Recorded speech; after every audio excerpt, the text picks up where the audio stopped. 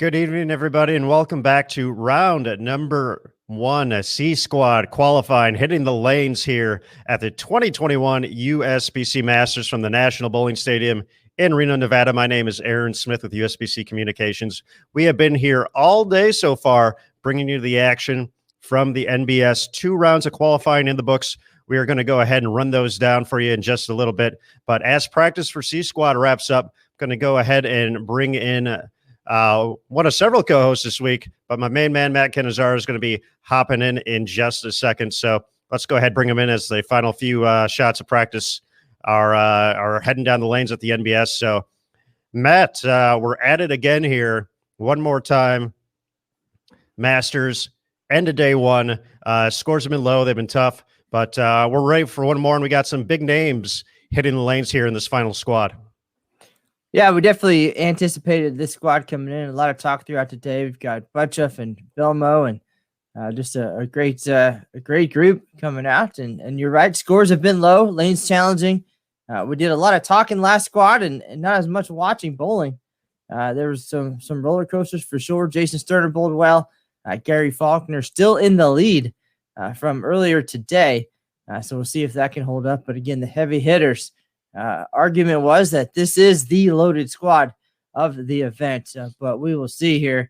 Easy to say on paper, but we'll see what they do, especially after having sat at the hotel during the day watching the other folks bowl, thinking maybe that changes the game plan. Maybe you think too much throughout the day, but I don't remember who it was who said, just don't overthink it. Just go out there and bowl and do your thing, and let's see what happens.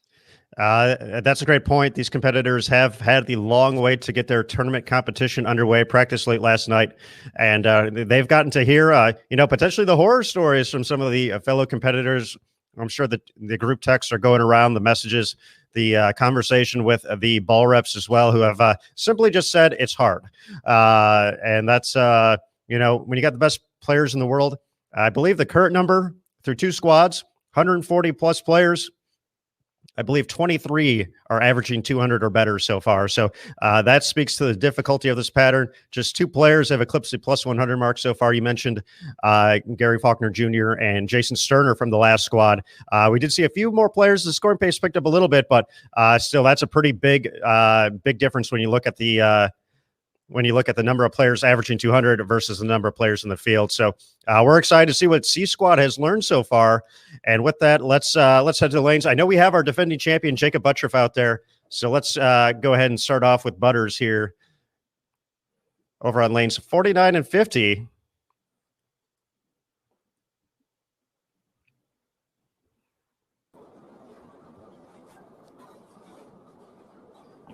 Joined by Kevin Huntelman, Andrew Eubanks, and Michael Mirabelli, who we watched during practice yesterday and got a little fanfare for his unique delivery as well. So we always tend to put that designation to Jacob's release, but Michael has his own way of getting to the foul line there. Has been a accomplished collegiate player at St. John's and looking to bring it to the Masters. So excited to see what these guys can do as they kick off their competition. So the very first shot at the Masters since 2019, the last shot he threw was one of victory as he defeated Michael Holloman in the title match. And now, essentially 2 years later, he's back. He's at a place that he likes, the National Bowling Stadium, has had success at the NBS in the past, and is now has 15 games to figure out his approach to head into match play. So, as we look at that, we're going to go ahead and bring in the third member of our booth to kick things off here. So he's been joining throughout the course of the day. If you haven't gone to our YouTube page, Bull TV, or the Sport of Bowling USBC Facebook page, check out his vlog from day one. There's so much great information from it. So big shout out to this gentleman, Inside Bowling's Michael Flanagan, joining us this week. There he is, looking comfy as ever. Hello, Michael. How are you? I'm doing good here at the Bull TV West Coast Studios. I enjoy the name. I enjoy the look. I enjoy all of it. Once again, a big shout out for that opening day vlog. Just taking a look at that again in between our break here. folks, there's so much good insight about this pattern that is confusing the top players in the world. And Mike, you mentioned to it last squad when you talked about it, but just so many varying opinions is so crazy to hear. Usually, everyone kind of starts to see it the same way. That certainly hasn't been the case so far in this 40-foot condition that features 30 mils of oil. So a lot of volume. It's slick. It's soupy. It's whatever term you want to use. But there's a lot of oil to dig through to get to the pocket. And that's been giving players fits so far.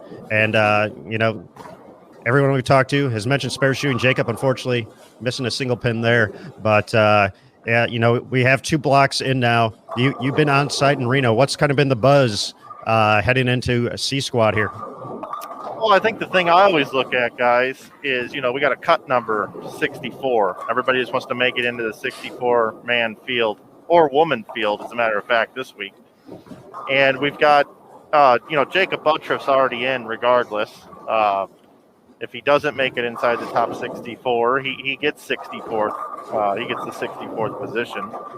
So we got 63 spots up for grabs. So we're 2 squads in, and the number really didn't change. 42nd place, if my math is correct, tied for 42nd is minus 34 with Diana and Christian, and that's exactly what it was after the first squad. And I also noticed on the last squad, a lot of people were kind of buzzing around saying that the scores were higher through a couple of games. But when the squad got done, the number didn't change. And your leader came off of A squad at plus 103, and your leader from B squad 101. So pretty good squad equality here. Now, granted, there are quite a few people on B squad that fill out the rest of the top 10, and I can understand that.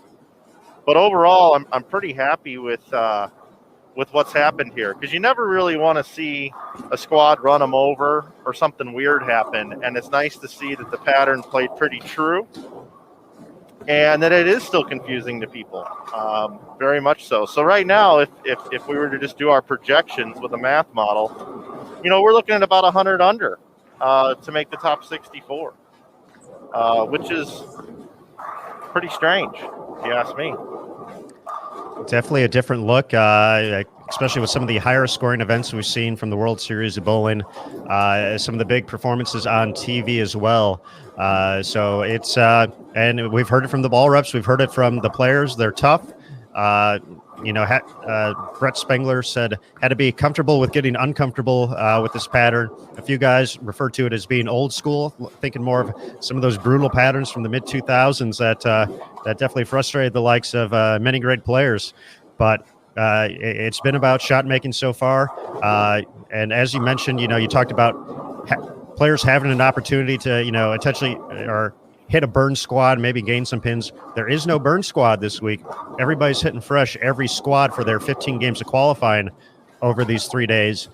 So you're going to have to find a way to grind it out, find something good on the fresh. Otherwise, it might be a short 3 days for some of these competitors out here.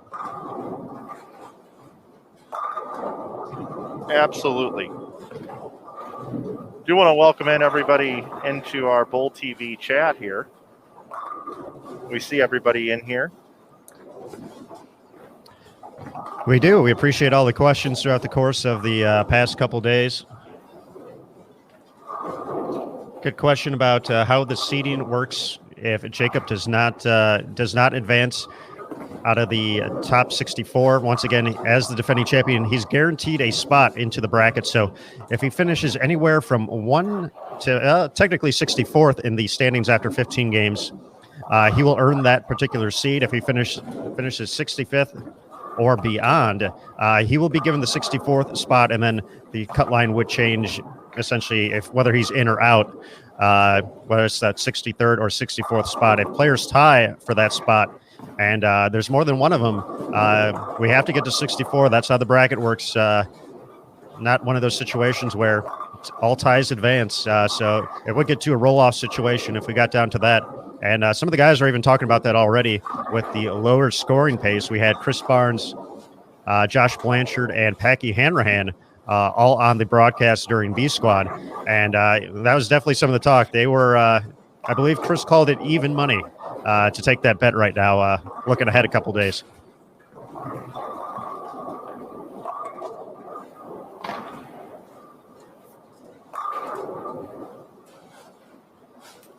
You know, this is our third squad of the day, so it seems like, you know, it's been a long day. But for these competitors that are just coming in to participate tonight, this is the beginning of their day. You know, they've planned out their day accordingly to get prepared for this, you know, 7 p.m. start West Coast time. And many bowlers traveling in from the East Coast have been here for a couple days going through their COVID protocol. And I feel a little tired, guys, but that doesn't mean that these players right here are tired at all.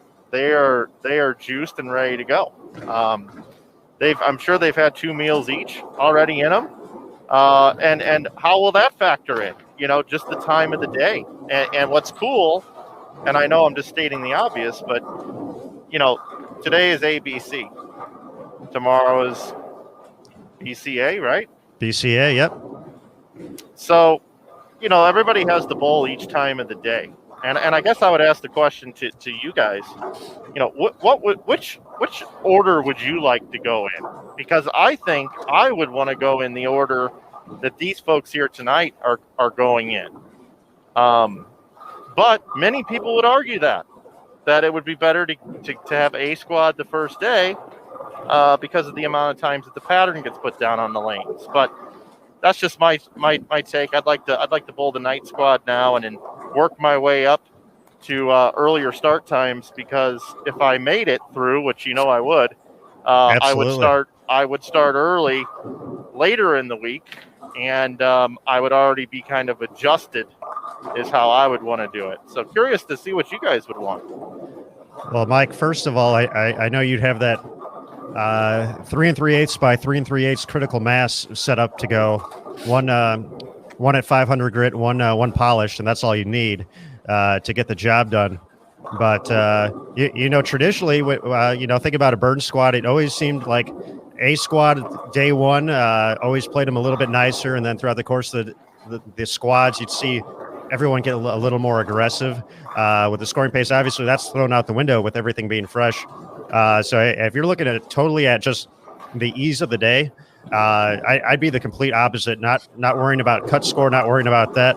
I would rather get the early squad out of the way for the first day and kind of save up my energy getting ready for those final few squads. But that's just me. I know Matt Cannizzaro, a seasoned veteran in his own right, potentially could work a little different. Well, guys, I hate waking up. Number one, I hate it. Absolutely. Mornings, not for me. That's why this working at home has been so much fun, right? Just you don't have to get up early, get the commute going. But I think I would rather get that one out of the way first and set 6 or 7 alarms, make sure I woke up to go out and get a good start, and then finish off the week.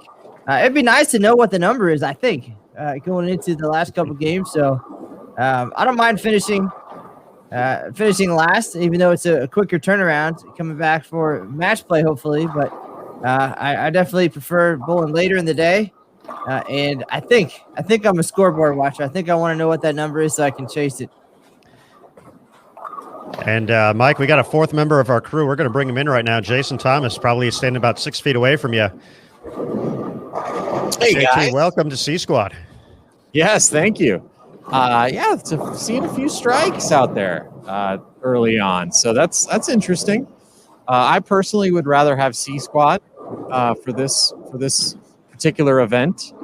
I also would probably want to have B Squad if it was the old rotation where there was a burn squad. That first day, it seems like B Squad always gets them the hardest. But yeah, I'd rather start late. I'd rather have the other folks kind of mess around and be the guinea pigs, and then kind of come in with the strategy tonight. But the reason I wanted to come and talk to you guys was you mentioned the roll off, and there may be another bracket event going on at the same time as this Masters. And my team is actually playing right now. I've got a little gentleman's friendly wage. It's not really a wager, but with Andrew Anderson. He says Michigan is going to take down my Bruins, and so far early on it's 8-4. So go Bruins. Well, there you go. You gotta give it to poor Andrew though, because he is a hardcore Detroit sports fan. So the fact that the Wolverines are doing well it is a silver lining for him, considering he also roots for the Lions, the Tigers, and the Pistons. So that doesn't go necessarily as well. So yes, best of luck to both of you guys. Thank you. In this, I guess during C Squad, it's all going to happen while we're bowling. So one way or the other, he'll be happy or sad, and you'll be the same, and we'll have 15 games in the books when it's all said and done. But yeah, it just reminded me the Bruins made their way into the tournament by they don't call it the play-in games anymore, but the first four, and so it always seems like every year at the Masters there's a roll-off for that final spot in the bracket. So it's kind of like, the tournament. UCLA Bruins going to the Final Four. You never know what could happen here at the Masters. Absolutely, JT. Excellent point. And essentially, the talk of it always: 2 events in one. You get through the 15 games of qualifying. You just want to make it to the dance. That's all you want to do. Make that top 64. Anything can happen in the 3-game total pinfall matches, double elimination. It can certainly get wacky. You can bowl a bunch of games. We've seen players make that 8, 9, 10 match run after losing that first match, just rattle off victory after victory to get there. So that same mentality those teams have. Just keep finding ways to win. However everyone else is doing it, that really doesn't have to bother you too much until you have to face them. So just keep finding ways to advance, stay alive in the tournament, and you could have a chance to be on FS1 on Sunday. That's right. And my last point is, of course, nobody's watching the UCLA game because they're all watching this. That's true. You've crashed Bruin ratings. I may not want people to watch if it doesn't go well. I don't know what's going on here, guys, but Cortez Shank had the front 6 and then a 9 spare and another 9 count. David Haynes had the front 7 and went 9 out, kind of a league bowler score there. And AJ Johnson has the front 5. So I don't know how that's happened. Yeah, Nick Pate has open 6-7 bagger now in front of us, and Matt Kuba has 5 bagger open strike. Michael Holloman first 4-6 spare strike. So there we go, guys. Scoring pace potentially picking up here. These guys have been watching. They've been learning. Front 6 now for AJ Johnson. He's on 73 and 74 down on the end there. Oh, well, no wonder. 73 and 74. I don't know, but if you say it convincing enough, people are gonna think that's something. But no, AJ Johnson's just really good at bowling. Sometimes I've seen it in person. Looks like we have some things to keep an eye out for. Business picking up once again. Taking a look at the leaderboard here through our first 2 blocks. Mike kind of ran down the cut number situation, but taking a look at the top 10, just needed plus 42 to currently hold a spot down in that designation. As we mentioned, Gary Faulkner at plus 103, Jason Sterner plus 101, Matt Zywig plus 88, EJ Tech at plus 83, Maria Jose Rodriguez, PWBA Tour Superstar plus 79, Wesley Lowe plus 69, Brad Miller and Michael Martell plus 52, Zach Tackett plus 43, and then Marshall Kent and Thomas Wolf at plus 42. The thing I like about that is that there's certainly been talk about and sorry, Matt, I'll mention the left-handed thing, and there are a few lefties in the top 10 heading into C Squad here, but looking at the bowlers who are in that top 10, that's a variety of styles. That's not necessarily one particular brand of bowler having success. There's multiple ways to get the job done, and those bowlers have proven that so far. That's a great point. Aaron. You know, I would have to say, coming into this block, the best looks I've seen all day were, you know, lefties playing way out. You know, like 1-2. But after looking at some of the ways that the righties are hitting him tonight, I think maybe I don't know if it's just because of the pattern being placed down for the third time today, or these players having a different strategy or some kind of, you know, unique role or whatnot. But it feels like some of the righties that are hooking the ball have a little bit of a look tonight. That's one of the things we spoke of watching EJ Tackett toward the end of B squad, who had we caught him on a rougher pair, slow him down a little bit. He bounced back very nicely in the final game. Big 240 effort to get into that plus 83 finish for 5 games. And EJ was certainly, and you know, when you can muster up 500 revs and some change there, but he was definitely a little bit farther left than a few of the different attack angles we saw. And I know we saw it yesterday in the practice session with some of the angles Belmo was playing compared to what we had seen throughout the course of the day. So it will be interesting to see, especially with some of that rev rate, something that Belmo can certainly do and get to a different place of the lanes than everybody else. Yeah, and I kind of like Jacob Buttriff's look. I mean, he's not complete. I think he's giving it a big try. And I mentioned yesterday, if he were to come out and lead qualifying, that would send a big message.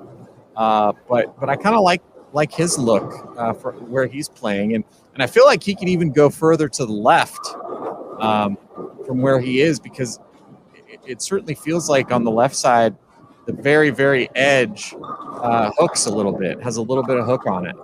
And you guys remember what happened to those 2 U.S. Opens when he had just a little bit of hook on the outside part of the lane, led by 1,200 pins, 2 consecutive years back, combined. Once he gets it going, he's hard to stop. Yeah. All right. The report now, A.J. Johnson up to 8 consecutive strikes to start this game. So, we joked about it, about the 300 run that we are all very familiar with. So this is the first time Mike's had to get out of his chair and chase down 300. That's true.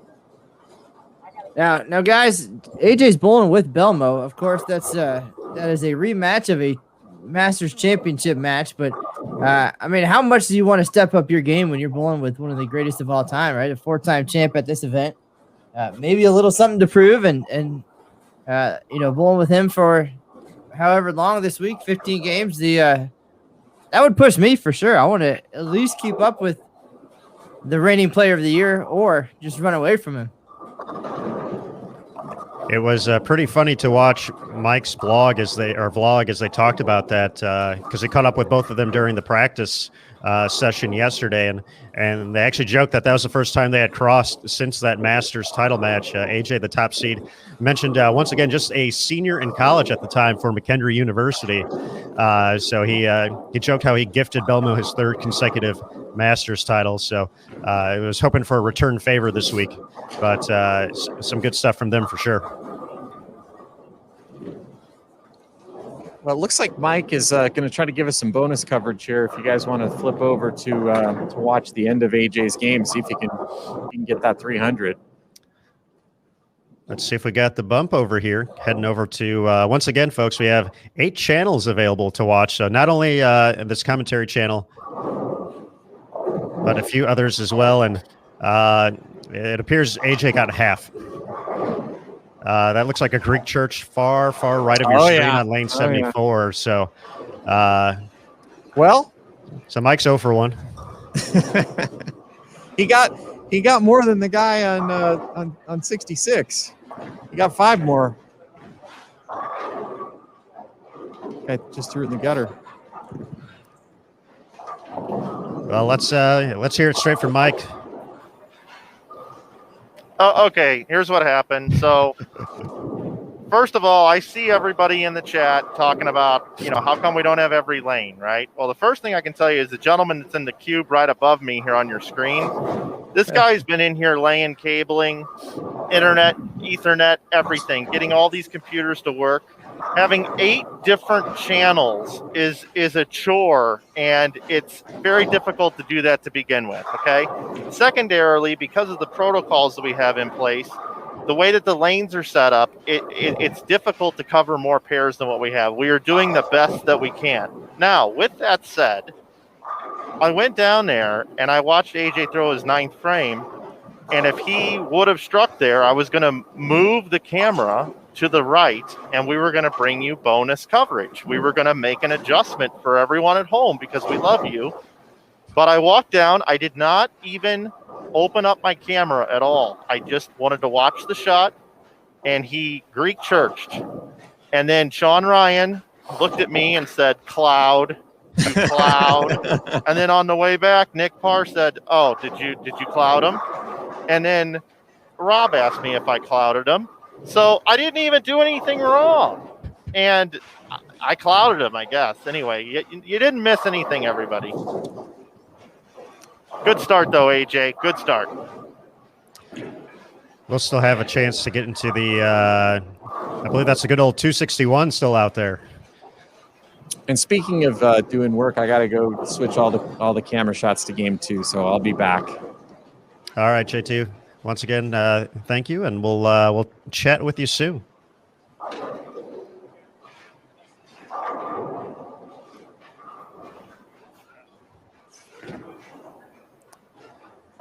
All right. Once again, we'll have as we have throughout the course of the day, these particular players will move one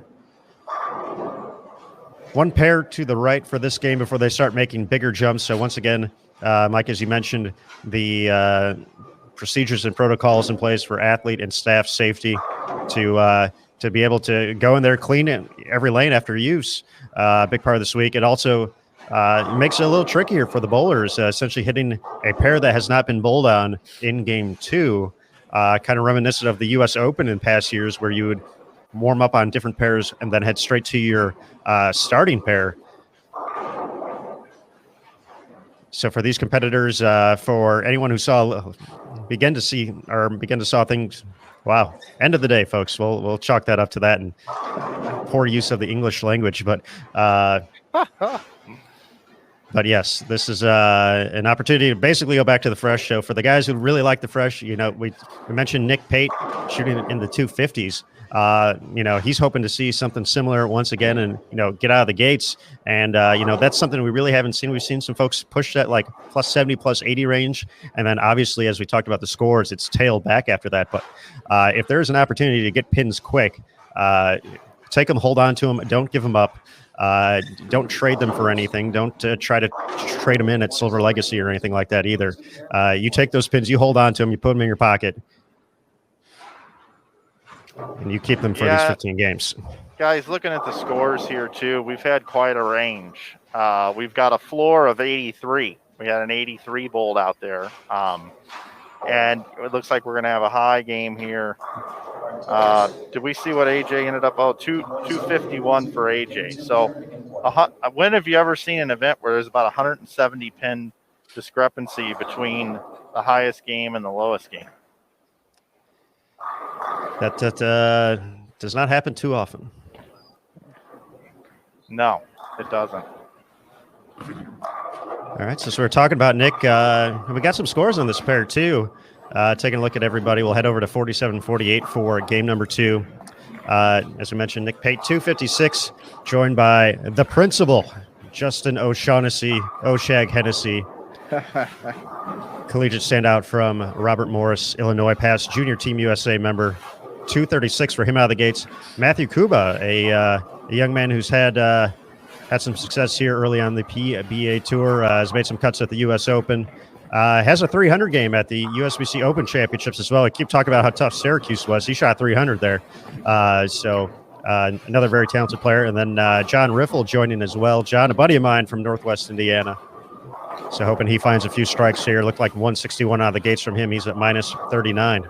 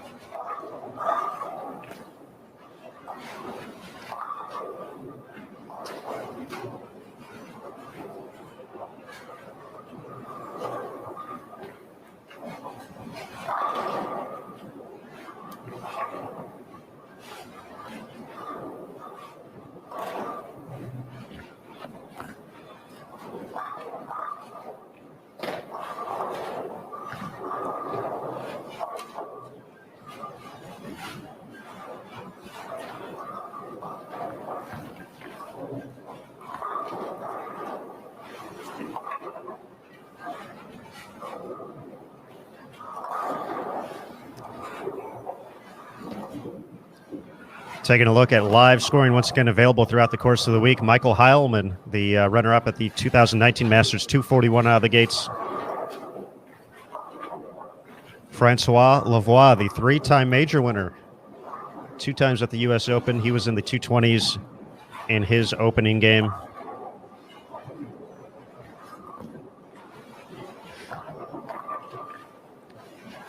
David Haynes, 245. Joe Hostetler, 225. Cameron Crowe, 245. Spencer Robarge, 232. So for JT and I, our top non-professional picks of the week off to good starts. Sam Cooley, 258. Cortez Schenk, 248.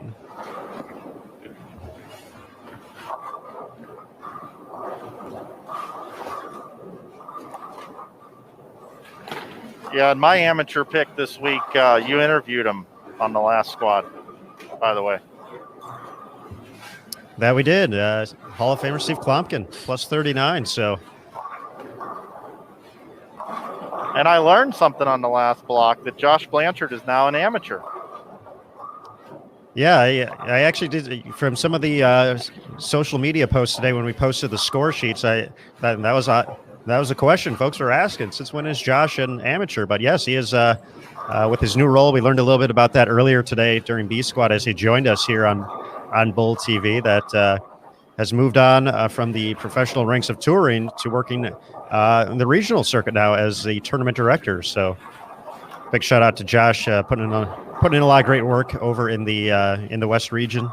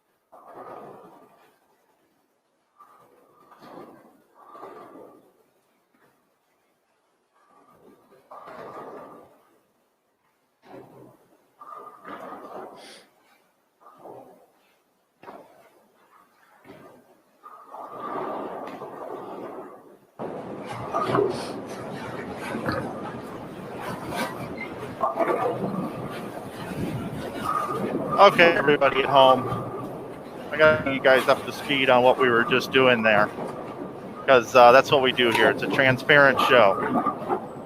I'm the new guy around here using StreamYard to produce a broadcast, and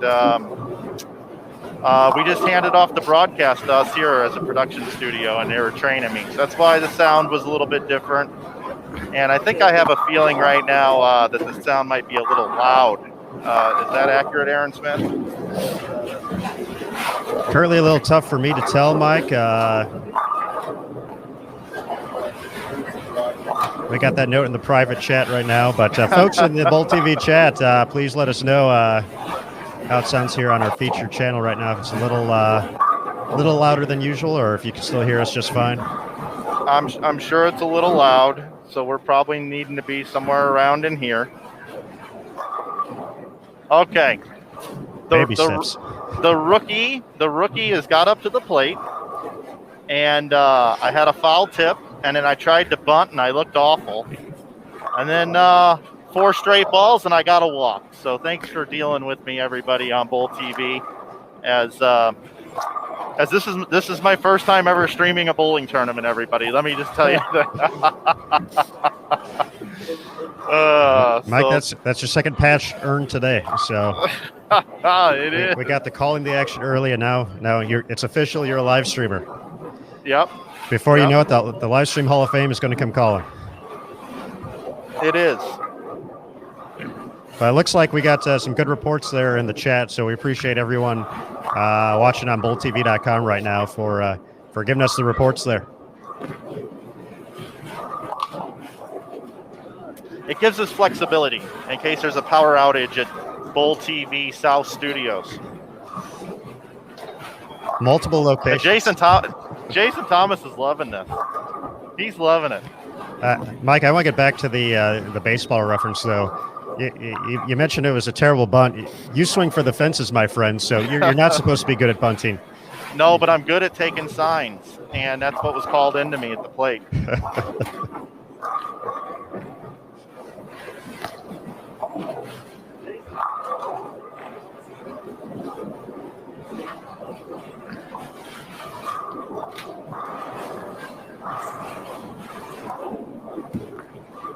I just want to add that UCLA is currently up 27-23 over Michigan. That's an update for Andrew Anderson.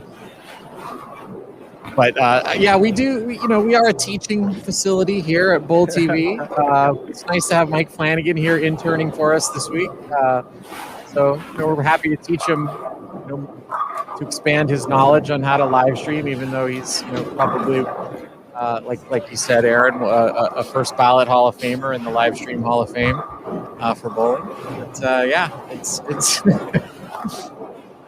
got to be transparent. Oh, you do. So, since we're being transparent,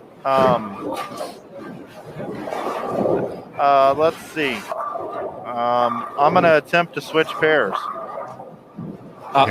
Here we go, folks. This is the roller coaster. The roller coaster ride of C Squad. I want to go to 71 and 72. So, would the right thing to do would be to say, "Hey, folks, let's bring it back in together." And here we are. There we are. And over here in the background, then I can go over here and select the lanes that I want.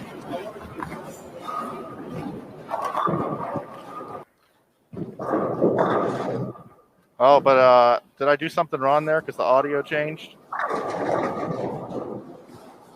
So then I can say, "Here we all are," and then I can say, Let's go back out to the lanes. Okay. And let's check in on 67 and 68. It was close. You got within four lanes of where you were trying to get. If you do that in driving, you kill somebody.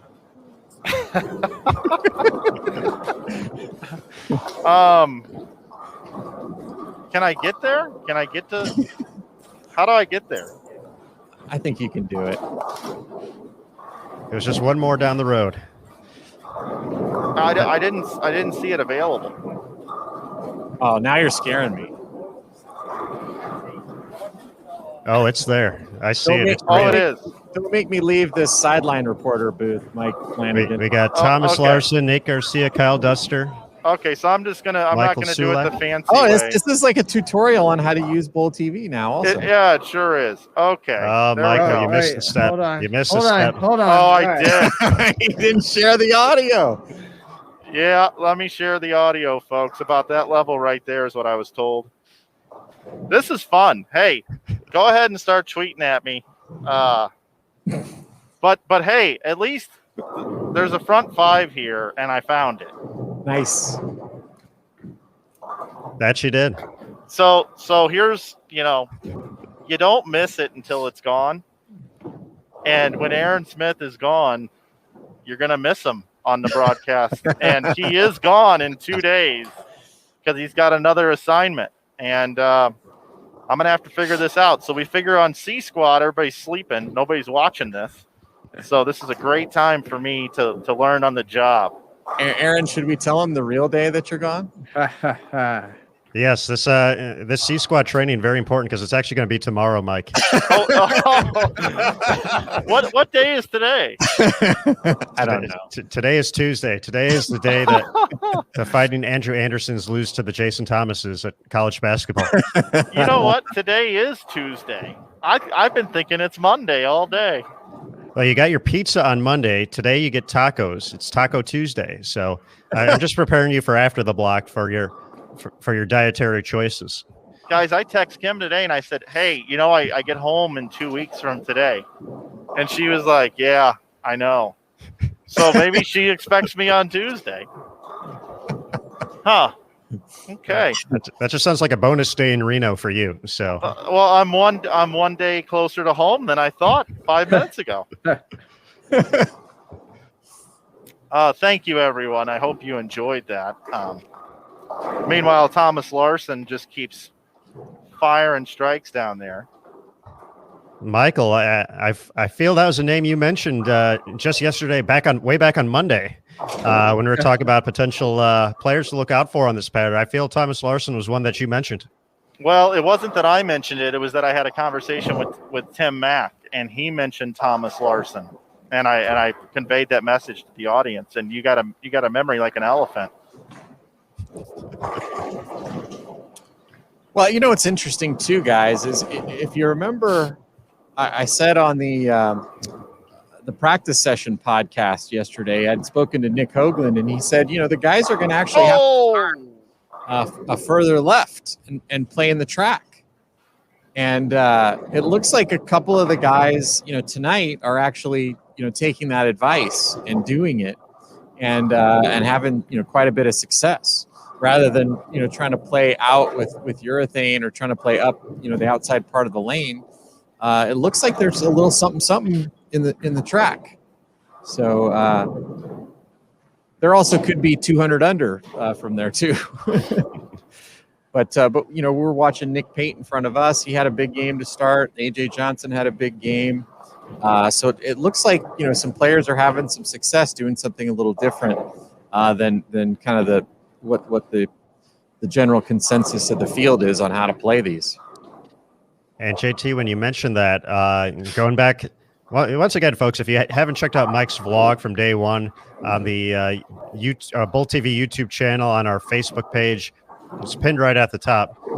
Norm Duke at the toward the very end of the video talked about when you go searching for a plus 400 look, you open up that minus number to be potentially very big when you're trying to hit that home run.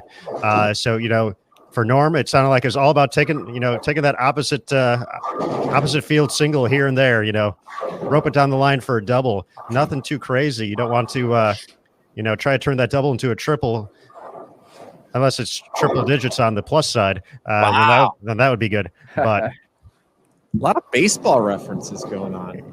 I think it's like opening day pretty soon, isn't it? Yeah, this week. How about that? Yeah. Thomas Larson looking for 7 in a row. Oh, NCAA basketball, baseball, and then and the Masters golf tournament. I think Damon said he's going to have a real hard time working, during the Masters golf tournament. So we're missing the Masters golf tournament. Well, they just had one, so who needs it? Masters bowling's way more important.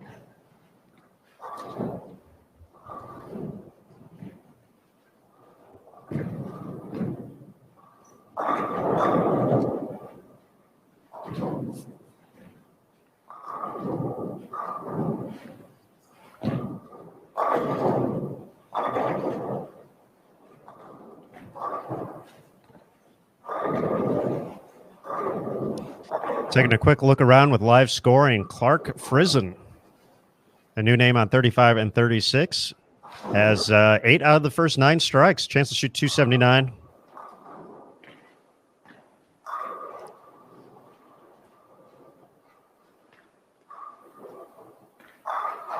Billy Hibbard, strong start, can still get into the 250s this game.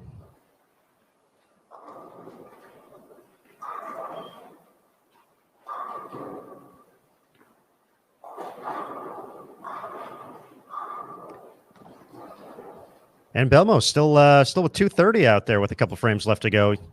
You can catch his scoreboard to the far right hand of your screen at the moment.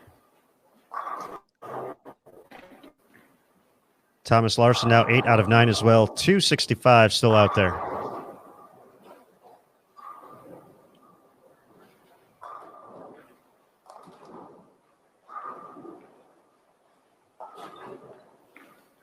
We got a lot of nice people here in the chat. Telling me what a great job I'm doing here, but I am still the cloud. You guys are really nice. Thank you. And if you want to interact with us here in the chat, all you got to do is subscribe to Bull TV, and you can interact with us in the chat here. Or you can send me direct messages like I'm also getting right now as well. We do have a score update for you after game number 1 here through C Squad. Leading the way, Sam Cooley, 258. Nick Pate, 256. AJ Johnson, 251. Cortez Schenk, 248. Cameron Crowe and David Haynes at 245. Michael Holloman, 241. The Principal, Justin O'Shaughnessy, 236. Clark Frizen, who we mentioned, chance at 279, shot 234 in game number 1. So a new name out here potentially for us, putting up some numbers in the early going here at the Masters. He's going to be approaching that plus 100 mark already through 2 games. Yeah, and if you're following the scores on bowl.com, here's the fun thing to do throughout the rest of the night if you like to have multiple tabs open and all that kind of stuff. Is right now 64th position is minus 10. Matt Russo. And it's going to be fun to watch game by game to see how much that number goes down. And if it's anything like our first 2 squads, it's going to go down about 30 pence. It's going to end up somewhere around minus 40, minus 30 to 40 range is where it should end up when it's all said and done. So through 1 game here, minus 10 is the number.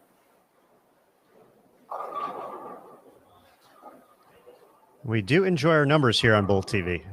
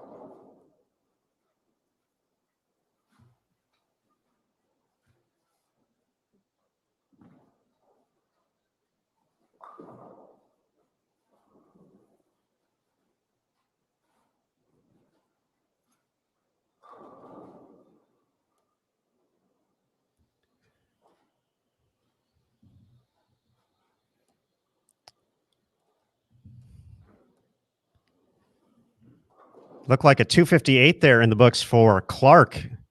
Puts him at plus 92 here in the early going.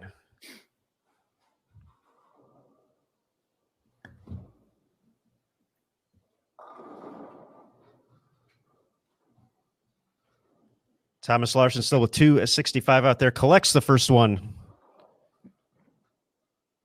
in frame number 10.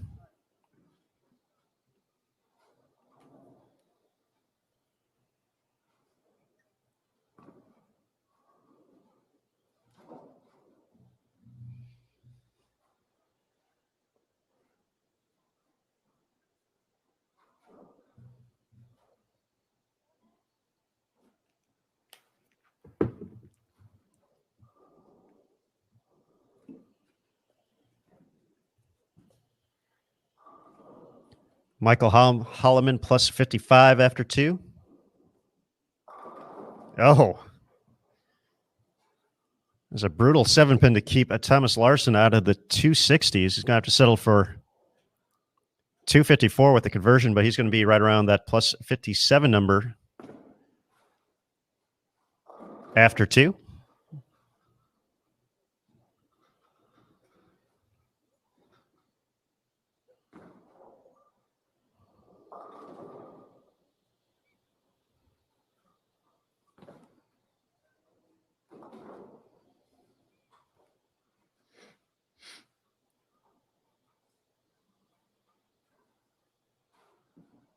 Chance for A.J. Johnson, who still has a 10th frame left to go. You can see the scoreboard. He's going to be, well, you get to see the ball trace at least on a lane 76 to the pocket. After that 251 in the opener, he still has, looks like a 256 available here. Can make the turn after 2 at better than plus 100.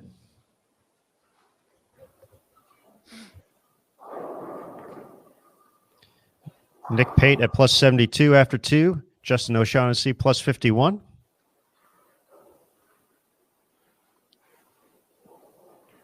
Thomas Larson plus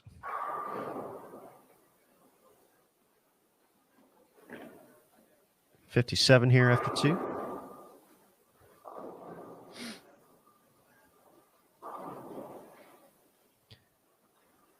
Andrew Anderson 243 that game to get to plus 40.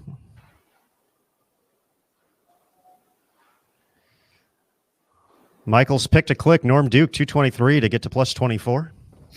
Oh, really? Old Normie down there. 24 over, huh?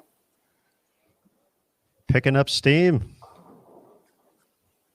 What if he leads tonight? Well, that would be fun, wouldn't it? It would be fun. That would be fun if Norm led tonight. Looks like Spencer Robar's at plus 45, Sam Cooley at plus 47, Cortez Schenk plus 57. Looks like AJ is going to have to settle for a 230 effort here. Oh wow, and they're already calling up game number 3 here in the building. Time flies when you're having fun, Mike. All right. So I guess I get to pick a pair, huh? So I think the first thing I need to do here is I'm still training on the job is let's bring it back in here. Matthew wasn't ready for that. Look at him just chilling right there. Look at this guy. Can hear you. I know you do. I know you do. I was giving my giant ears a break. Not from the sweet sounds, but from the headphones. I think that's an underrated low-key part of the live stream experience is ear pain after wearing these things for hours upon hours in. Like I don't know, are there like ear stretches you can do before you like to get your ears properly prepared? Look at that guy. That's Andrew Anderson, everybody. That's Andrew Anderson. Yeah, He's looking for Michigan scores. Well, he already threw a strike, so that's good. So he's on top of that. But look at you go. We're in business again. Yeah, and we got the correct lanes up, and we got the right game graphic. And the guy I was throwing it to, see, here's what happened: is he was looking for attention, and it worked. It did. Now, did I set this thing at the right sound? I don't know if I did that or not. Sorry, everybody. Yeah, I did. I did, actually. How about that? Now, Mike, you officially now know more than I do about Bowl TV. So congratulations on going up. You've climbed the depth chart already. Oh, that's great, Matt. That's great. Aaron Smith is loving it. He's like, man, if there any of the higher ups are watching this, my price of poker just went up.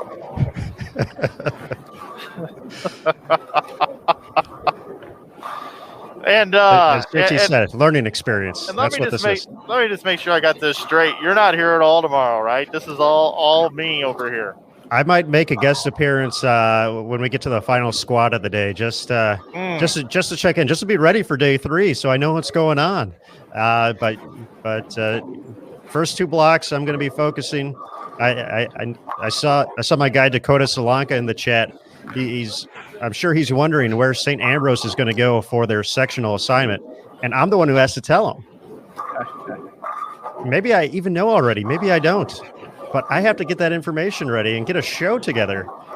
That's going to be so awesome. I'm looking forward to that. The sectional assignment show, definitely one of the highlights of the Bowl TV package, if you will, over the course of the past few years. Always a fun show to do.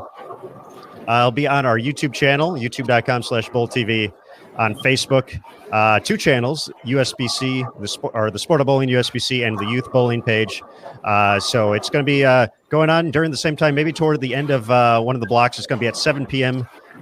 Eastern, 6 Central. So that'll be 4 your guys' time. So potentially just before you guys start up. Oh, no, you guys might be at the end of that block there. But it's going to be a good time. We're going to let collegiate teams know where they're heading for sectionals. 4 locations total out there. Dayton, Ohio, Addison, Illinois, Dallas, Texas, and Smyrna, Tennessee. So looking forward to that. So all that's coming up tomorrow. Bowl.com will have all the information, as well as, once again, the sectional assignment show on YouTube and Facebook. So folks, check it out. The college regular season is over, but that just means it's time for postseason play. Yeah, I think I'm actually going to hire somebody off the street to switch the cameras while that show's going on so I can tune in.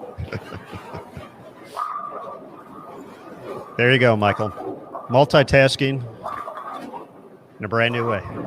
Move Catanzaro down the depth chart to some stranger. Okay, what can I say? You're probably right. It probably wouldn't be very hard for that young man or young lady. Let's get some diversity, some gender equality in the Bold TV studio as well. Isn't that the truth?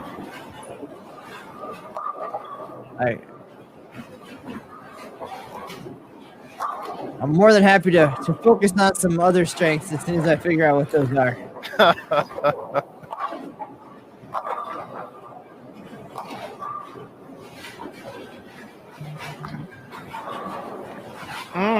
Okay. All right. I saw somebody in the chat make a request.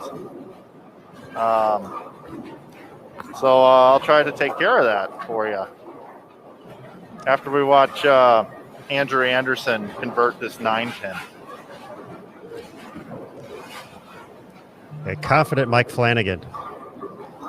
Yeah, I didn't Yes, watch he should either be. to see if it really happened. All right, let's see. So we'll bring it back into the booth here. This is a great time for a reset, Aaron Smith. That we're in C squad, game 3 of 5. Day number 1 of qualifying at the 2021 USBC Masters from the National Bowling Stadium in Reno, Nevada. Like that? Just like that. And then from there, we've had some people in the chat requesting my pick for the week. Norm Duke, you ask and you shall receive. I like it. There we go. Full screen. Normie. Early double.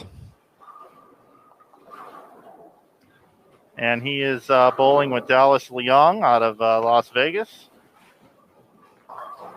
And Packy Hanrahan, one of the favorites from the house, and joined us during the B squad today. Well, he didn't join me. I left already, but I heard he was a hoot. The only thing that I thought was interesting is he was like really far away from the camera. It was like he was on a throne or something.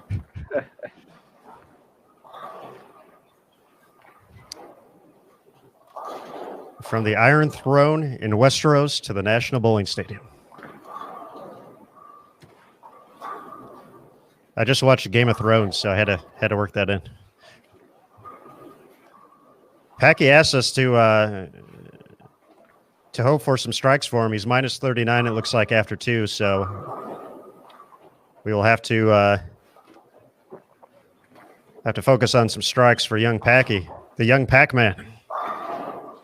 So if the number stays around 35, let's just pick that number out of the sky, 35, would you guys say, with as much bowling as you've covered, would you think that number will hold true over 3 more days of competition, or will go down, or will improve to like minus 10 or even?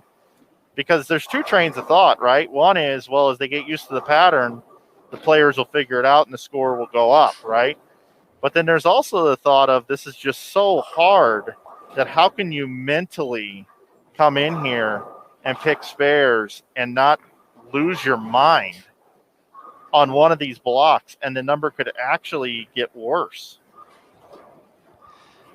It's a fair question, Mike. For me, I think the fact that it's, potentially going to be a minus number, and knowing that if I could just find a way to pop 1-240, I'm, potentially back in this cut.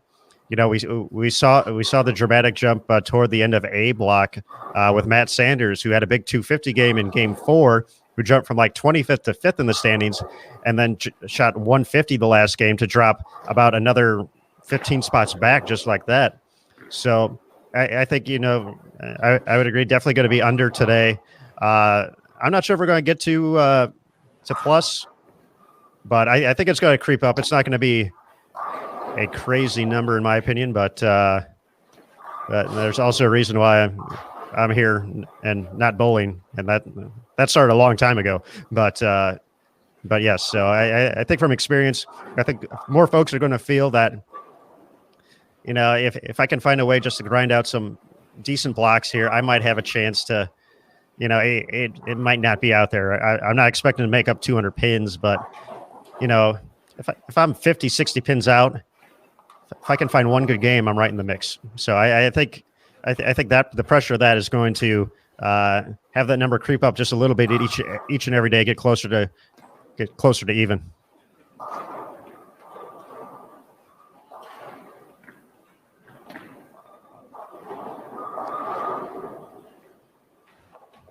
That was just a swell looking shot there from Norm Duke. I don't know if there's another way to put that. Held it at the line, posed. Had that little kick on the 10 from the 6.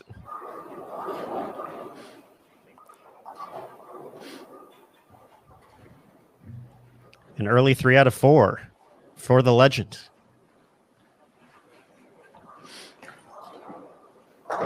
Would you say he held it up Wesley Snipes style, like UCLA raining down on Michigan right now?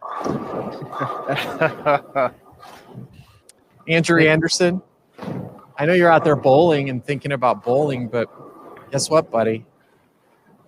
I'm sure he's right by you right now. He's not too far away. He is. He might be right in front of you. Get right in his face.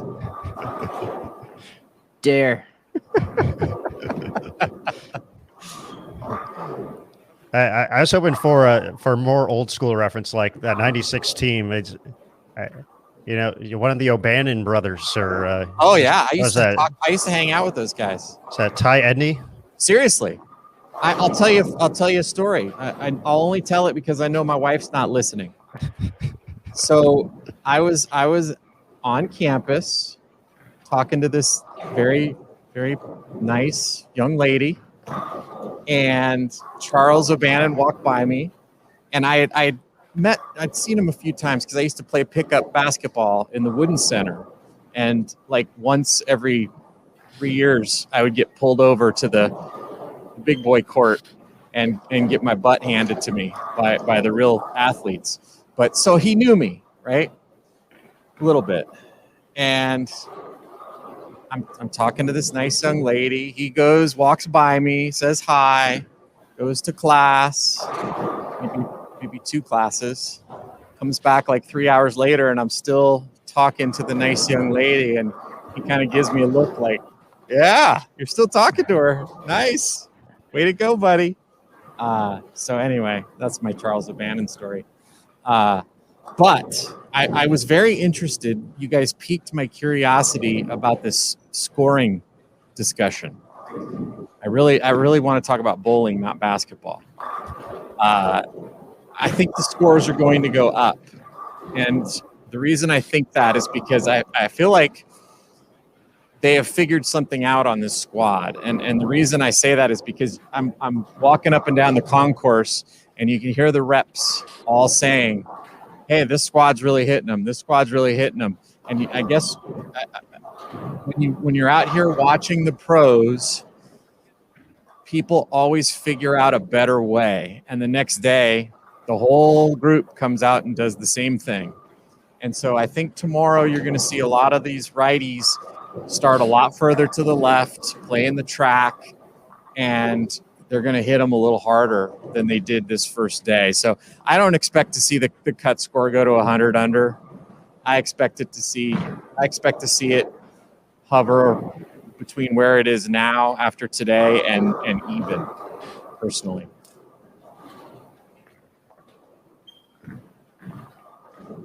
There we go, JT. You guys are right. Ball again? Let's check the phone. We got somebody here in the chat that says can't see the total score for Packy and Dallas. What's going on? I would just say maybe you don't have your browser completely open. I can see what they're just fine to me. I think they're talking about the you can see the 8 in Dallas' score, but you can't see the second number. So it's on the right. I'll go right fix side, that. so. But after I mentioned that it is now 34-25 Bruins, I'm gonna go fix the score now. Bye.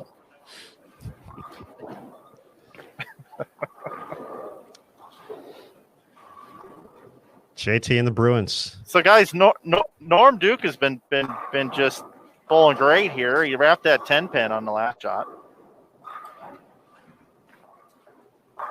What do you think? What do you think he bowls this game? 230 plus. Mark it down. I was going to go 227. 212. Got 212. Oh, That's another back-to-back 10 ring pin. 10s there. Yep.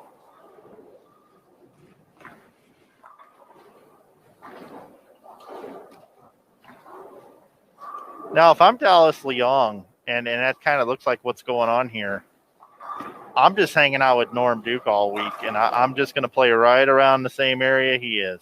They both got those similar straight games. Norm obviously is more up the back of it. I wonder how much Packy enjoys bowling with Norm. That was one question we did not get to when he joined us during last squad. But yeah, that can't be. There can't be a bad time to bowl with Norm Duke. I mean, that just seems like one of the coolest things ever. Well, unless you're on the losing end of his 863 series, and then No, maybe maybe not not in a so head-to-head cool. match, but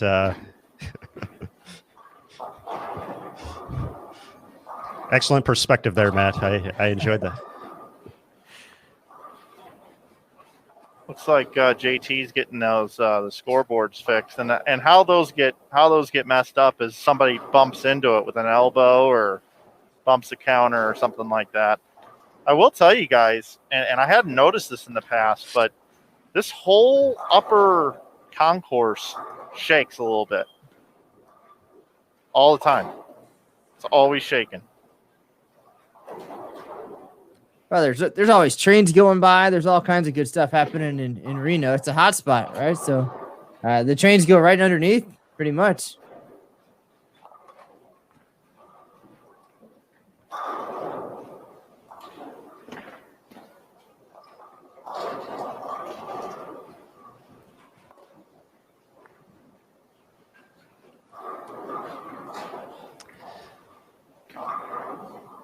Norm's still 247 out here this game.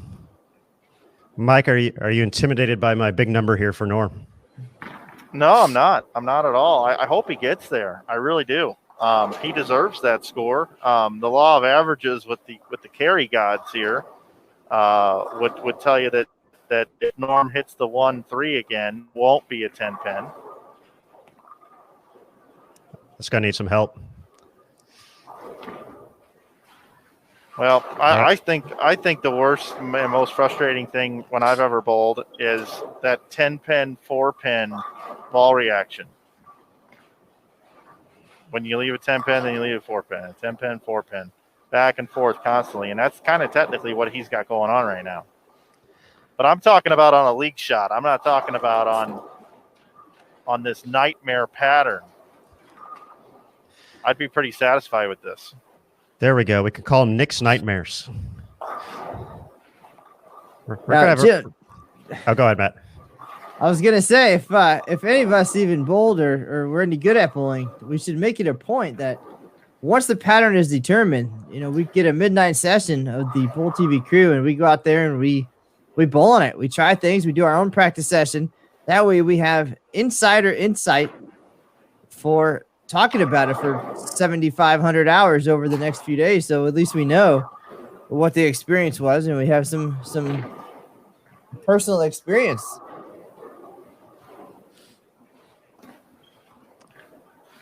Belmo's got the front 5, by the way. Actually, it's more than that now. It's up to 7. It just refreshed.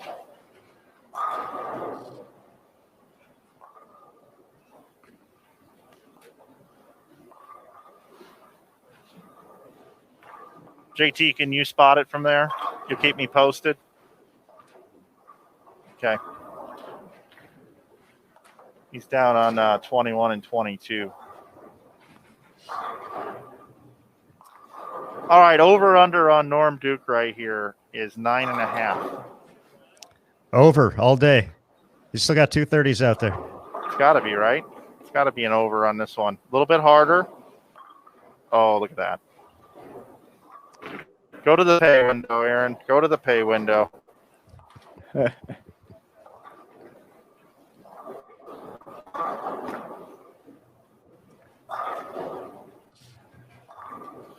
That's how you pick up the PBA washout right there. You slide the ball into all the pins. Nice job, Dallas. I'm actually working on a video with Mike Jasnow currently, and I had to throw at all those things and spot all the pins myself. And I had to show every way that you pick that up.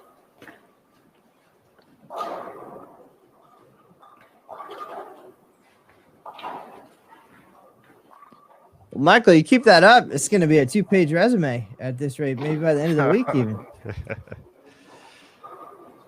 Packett keeps us going. We talked about him. He asked for us to hope for some strikes. He went big 4 there in the third. He hasn't missed since. So Packy finding it. Norm still has 235 out there.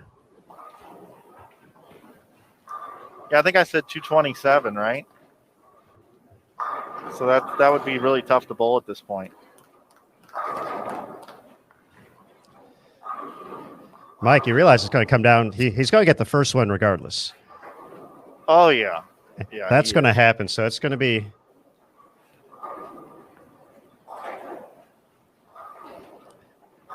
Although Matt Canzaro, I believe with the 212 could sneak in here. You know, Norm's had the ring 10s. This last one looked like it just got a little left off his hand. I feel at this point, state. The control of the pocket's a little too good, but I mean, I don't want to say I lowballed the Hall of Famer, but. So his last 2 shots over here, he went 4-7, which you could kind of say was a little bit of a fast 8, and ring 10.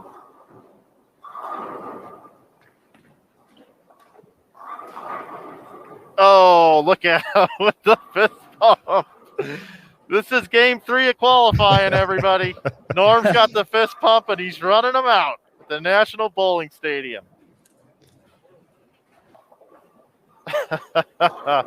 I'm telling you, he winked at me. He winked at me yesterday in practice. There's something a little different here this week. I think what happens is when the scores are higher, I think Norm kind of goes in and says, I'm 57 years old, and I can't strike with these young people. I can do it for a day and a half. But when they're like this, he comes in and says, not only do I have a chance, kind of like Dumb and Dumber, you know, you're telling me there's a chance. But no, he says, I can win. I can be the man to beat. You can just tell. I feel like Norm's done so much, though, that he'd have more fun sneaking in as the number 64 seed and then going undefeated through match play and doing something wacky like that. Something new. There we go, Michael. Yep, leaves the 10 pin here. He'd tell you he didn't throw it as good as he wanted to, but at the same time he hit the 1-3 on this demanding pattern, and you know it could have gone for him. But he's going to be in the 220s.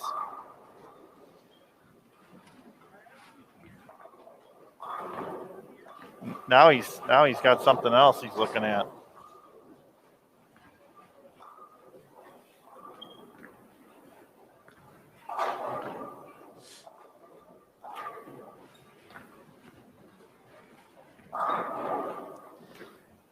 We do have scores online after game 2 as we get toward the end of game number 3 here. Clark Frizen from Loveland, Colorado, plus 92, 234 and 258 out of the gates. Adam A.J. Johnson, plus 86. Nick Pate, plus 72. Cortez Schenk, plus 57. Thomas Larson, plus 56. Michael Holloman, plus 55. Justin O'Shaughnessy, plus 51. Sam Cooley, plus 47. Spencer Robarge, plus 45. Andrew Anderson, plus 40. David Haynes, plus 36. Andre Eubanks, plus 33.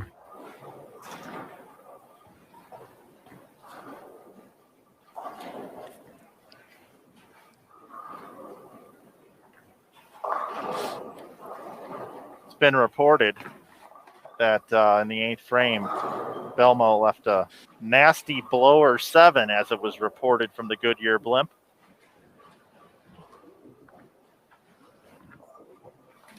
How about Norm with a nice clean game there? Nicely bowled, Norm. Thanks for putting on a little show for us here. If this was about 1988, 1989, and we were in a traditional bowling center right now, there'd be a huge gallery that you would have been able to play up to. But instead, you were playing up to about 1,000 people watching at home late at night on the East Coast and right around the Frisky time on the West Coast. Norm, thank you for everything, and we wish you the best of luck the rest of this tournament. Packy turning it around here. That fantastic description, by the way, Mike. That was very pleasant to listen to. Packy's going to be potentially in the 250s here, so he's going to get on the right side of plus, finding something. Well, Packy earlier was like, "Can I get on the camera? Can I join you guys? Can I get on? Can I get in here? I want the camera. I've got my own YouTube channel. I'm part of the house." That's what he wanted. He wanted lights, camera, action. And if you notice, we put it on this pair in about the 4th frame. So I'm listening to you guys, and I got a trivia question for you. And you guys in the chat, you can also participate as well. But how many career titles did Norm Duke have in 1988? Going to go with a hard 1. Yeah, that's my answer too. You guys are no 1's my answer, not 2. That's my answer. TOO. You guys are fast. What about you, Matt? Oh, I mean, I gotta be a follower, right? I'm definitely not the leader of this group, so.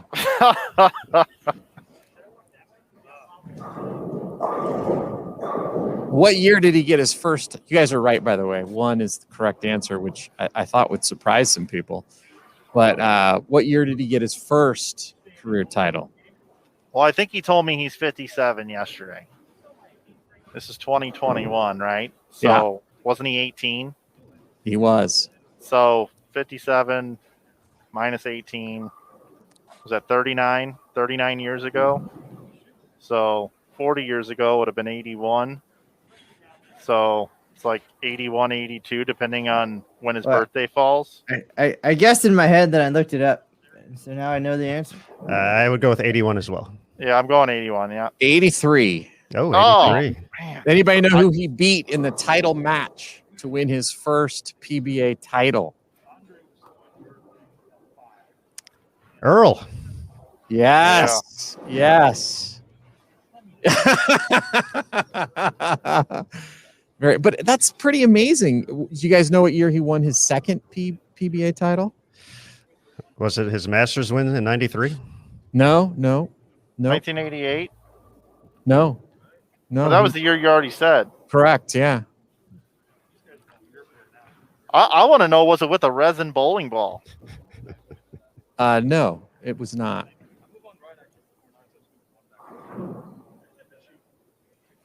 Although he did throw urethane for a while once resin came out. Yeah, and he was part of that weapon, the champions. He was throwing that ultimate weapon for a little bit too. Correct. Well, but by process of elimination, it's somewhere between 1989 and 1992. So we, between the 4 of us, if we keep guessing, we'll get it right. Yes, one of us has got to get it right. Let's see what the chat says. Same year I graduated high school. These guys are all saying 89 in the chat. We've also got a 91 guess. I see a few 91s in there.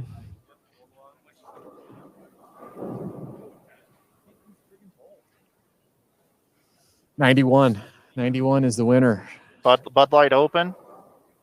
That I don't know. I believe he won twice in '91. And then the floodgates opened up.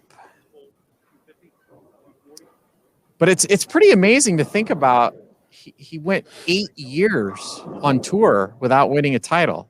I mean, think about what we say about players that have been on tour where, you go 8 years between your first and second title. Are you destined to become one of the all-time 5 greatest players in the history of the PBA? Typically not, right? Well, also the fact that he went 8 years in between and still has 40 titles. It's sick. That's pretty good stuff. He was not bad from 83 to 91. he put a few dollars in the bank. But no, it's pretty amazing that it took him that long to kind of learn how to become a regular champion, and then he is obviously arguably in the top 3 greatest of all time. So nobody's bowling right now. They're getting ready to go. It's my cue to leave and go switch all the cameras. So it's been fun, gentlemen. I wish I would have stumped you a little more, but you guys know you're bowling. If we knew our bowling, we would have got all of them right. So apparently we still have more to learn. Are you guys leaving me this game? You guys need to step away? You got some other assignments to do? It is probably time to start doing some work for me. Yeah, that's what I thought. And I just have to prepare to leave you on your own. So that's very subtle hint, like by I'm the not way. here.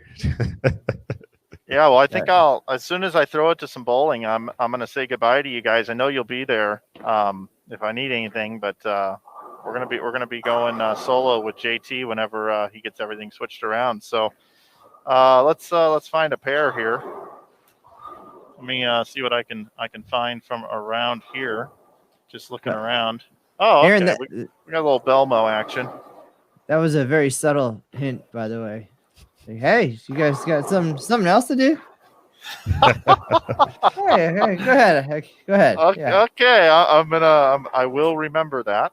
I will remember that. Okay. You guys hear the pins? That means I've got some bowling action here. And I'm going to be able to take you over and show you Jason Belmonte like these guys haven't been able to do all day for you.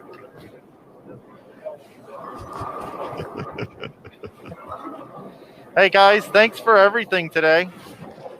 Thank you, Michael. We appreciate all the hard work. Once again, folks, that vlog, I always want to say blog. It's a vlog. It's a hard V. Check it out on our YouTube channel, Bowl TV, our Facebook page as well. But Michael, thank you so much for all your hard work this week, and big thanks to everyone on Bowl TV as well. Well, I won't be back tomorrow. Maybe a little bit later. Maybe I'll hop in for this late squad when we all get a little tired, a little wacky, a little crazy. I might hop on for that. But to all the folks watching the Masters, enjoy the next 24 hours or so, and hopefully some of you swing on by, watch the ITC sectional assignment show as well. So thank you, Mike. Appreciate it. Thanks, guys. I'm going to full screen it here. That's the news for now from Matt C, right? That's it. See you on the lanes. All right, we'll full screen it here. Flying with you solo. Again, we're here at the 2021 USBC Masters, which most of you should know by now. Well, this is a C squad. We've had 2 squads earlier today. There was a bit of a change in the schedule. They were originally supposed to bowl at 7 a.m. and got moved to 8 a.m., 1:30 p.m., and 7 p.m. squad. So the 7 p.m. squad actually stayed the same. Scoring pace is extremely low if you're just joining us. My name is Mike Flanagan. I'm here helping out this week with the Bowl TV crew. Jason Thomas will be joining me with some laneside reporting. He's also in charge of all of our technical things here. So at times he does have to leave to go take care of those things to keep the screen going for you. Also, I think this is a good opportunity for us to thank a few of the folks that helped make this thing possible. You know, we really missed this event in 2020. And from all of us at Bowl TV, we would like to thank the National Bowling Stadium for being our host venue. All their staff and support has been fantastic. And the whole city as well. The Reno Sparks Convention and Visitors Authority, the city partner here, always been great to work with. Of course, the Row, the hotel block known as the Row, owned by Caesars Entertainment, the El Dorado Circus, Silver Legacy. Anytime you've bowled nationals or you've come out here to Reno, you all know those hotels quite well, and they keep them up greatly, and they do a fantastic job. Also, The PBA and Fox Sports Network, the events partners. Don't forget Sunday, FS1. You're going to want to tune in for sure to the stepladder final. And we're looking forward to bringing you all the action up until it gets handed off to Fox Sports.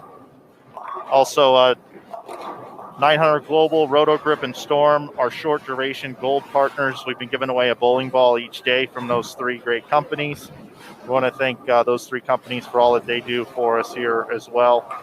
Kegel, our official lane maintenance provider. They got two guys here. They got Doug Dukes and they got Gus Falgene here, two of the best in the business. And I also like to thank Nick Hoagland for being able to put together such a entertaining pattern for us to all enjoy and watch. And, of course, the USBC for putting this whole thing on. So those are the folks that help make this possible, help allow this tournament to go on. And if it wasn't for them, I wouldn't be here having a good time, and all of you watching wouldn't as well.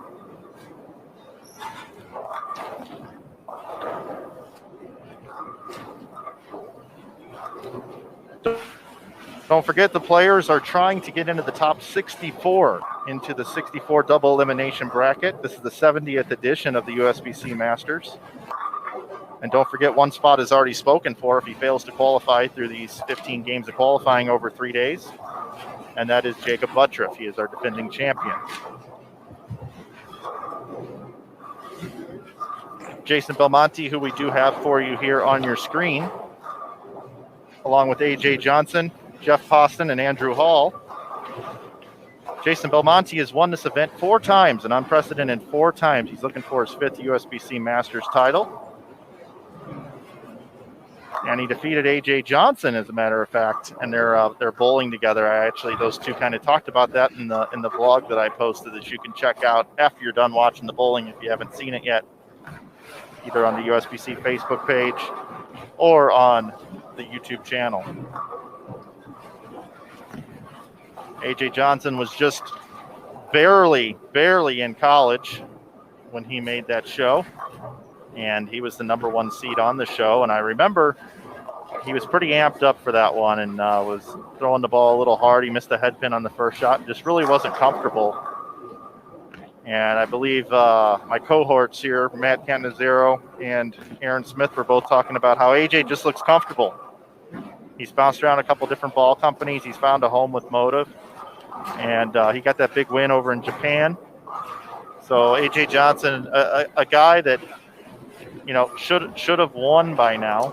And I think he'd be the first to tell you. And if you interviewed everybody out here, and I believe Flo Bowling did that at one point in time, who's the best bowler on tour that hasn't won yet? I believe he was one of the common answers. So we'd like to see him get a win here this week. It'd be a great springboard and launching pad for AJ Johnson. And who knows, he might be able to get revenge against Belmo.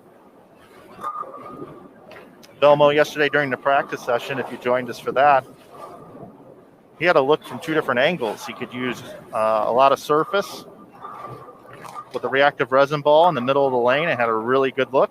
And then he also had a look outside with urethane.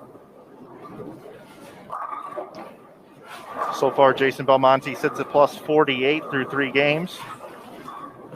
But AJ Johnson here, lapping Belmo, he's at plus 129. Andrew Hall and Jeff Poston off to slow starts at minus 58 and 114. Should have a scoring update after 3 games here in just a little bit for you. You can get those scores over at bowl.com. And if you are a little late to the party and you haven't checked out all those other great features over on bowl.com on the USBC Masters page, you will see the lane topography. And this is the first event I've ever been to where all the players were handed a lane guide. It's called a lane guide, where it's got all the topography for every single pair of lanes. And I see them using it. They pull it out every pair they go to. I talked about Norm Duke giving me a wink yesterday. AJ Johnson just gave me one. Just looked right up here and gave me the old wink.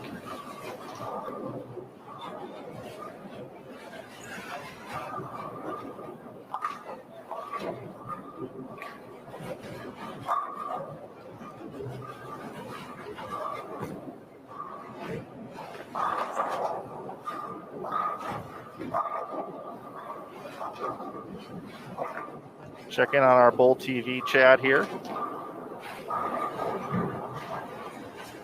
Hello to Madeline and Nathaniel and Ed, Jackson, Henry, Matt. Nice to have you with us here this evening.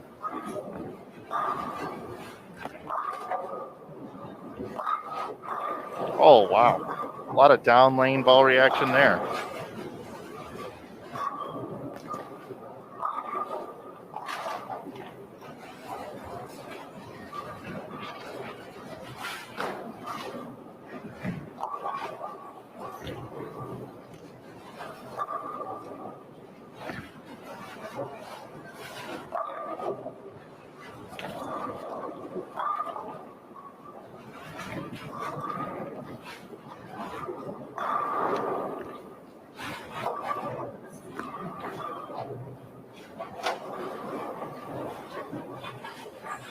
Got the live scoring here up. Stuart Williams has a max score of 280 left through 5 frames. Yeah, I just had a little quick exchange with Jason Belmonte, and he said, AJ's maybe giving himself a day off here. We weren't expecting to see anybody get a day off. Yeah, and what you mean by that is by putting up such a good score that you can kind of coast along.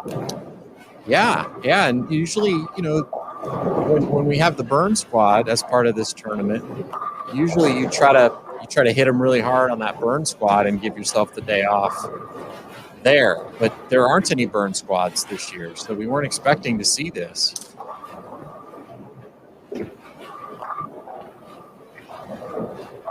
Another little watchful thing on lanes 39 and 40, we've got Anthony Nyers started with the first 4, which I believe was Matt Cantanazero's amateur pick of the week. That's right. My pick's doing pretty well. Spencer Robar, she was 45 over after 2. I think my guy's 39 over in the clubhouse, and I might be 4th out of the 4 of us. Well, he's 6. Spencer's now 60. I believe it's 68. He's currently bowling on 59 and 60. If anybody's interested in watching Spencer, nice shot there from Belmont.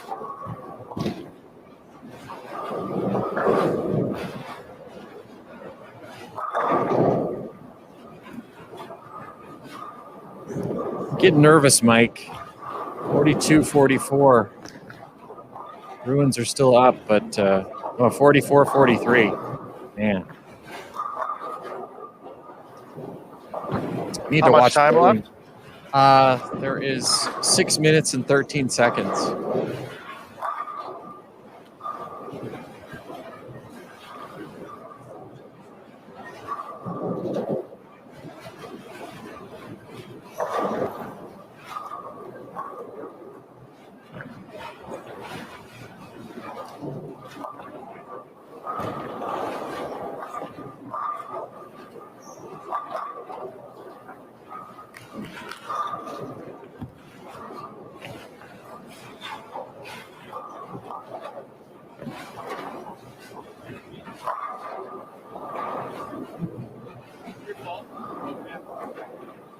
AJ was pointing up here. Was that a ball return, Jason? No, we had to have the 7-pin added to his leave. Oh, okay. So that's why I stepped away. It wasn't to watch the scoring app for the UCLA Michigan game.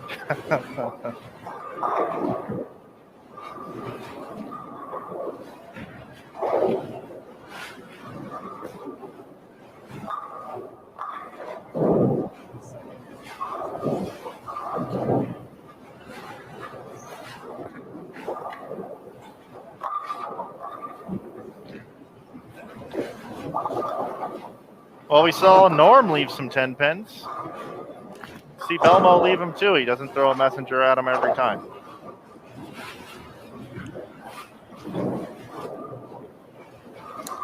We call it in.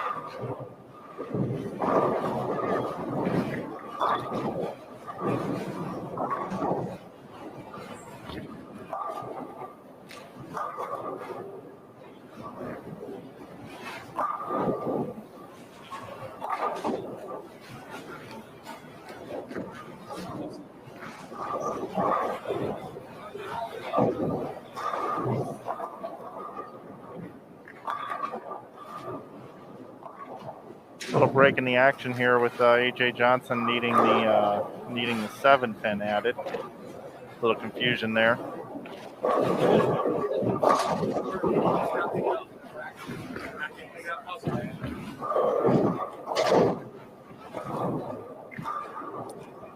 Yeah,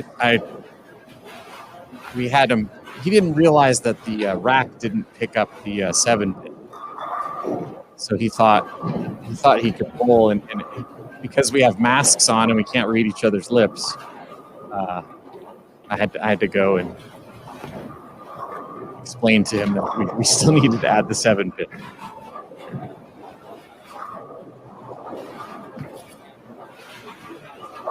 Yeah, and Jeff Poston here's got a triple working, and he's got a clean game after converting the split in the first.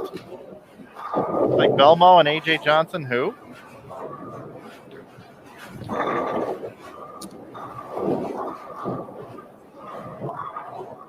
Well, as soon as we say he's going to get a day off, he goes open.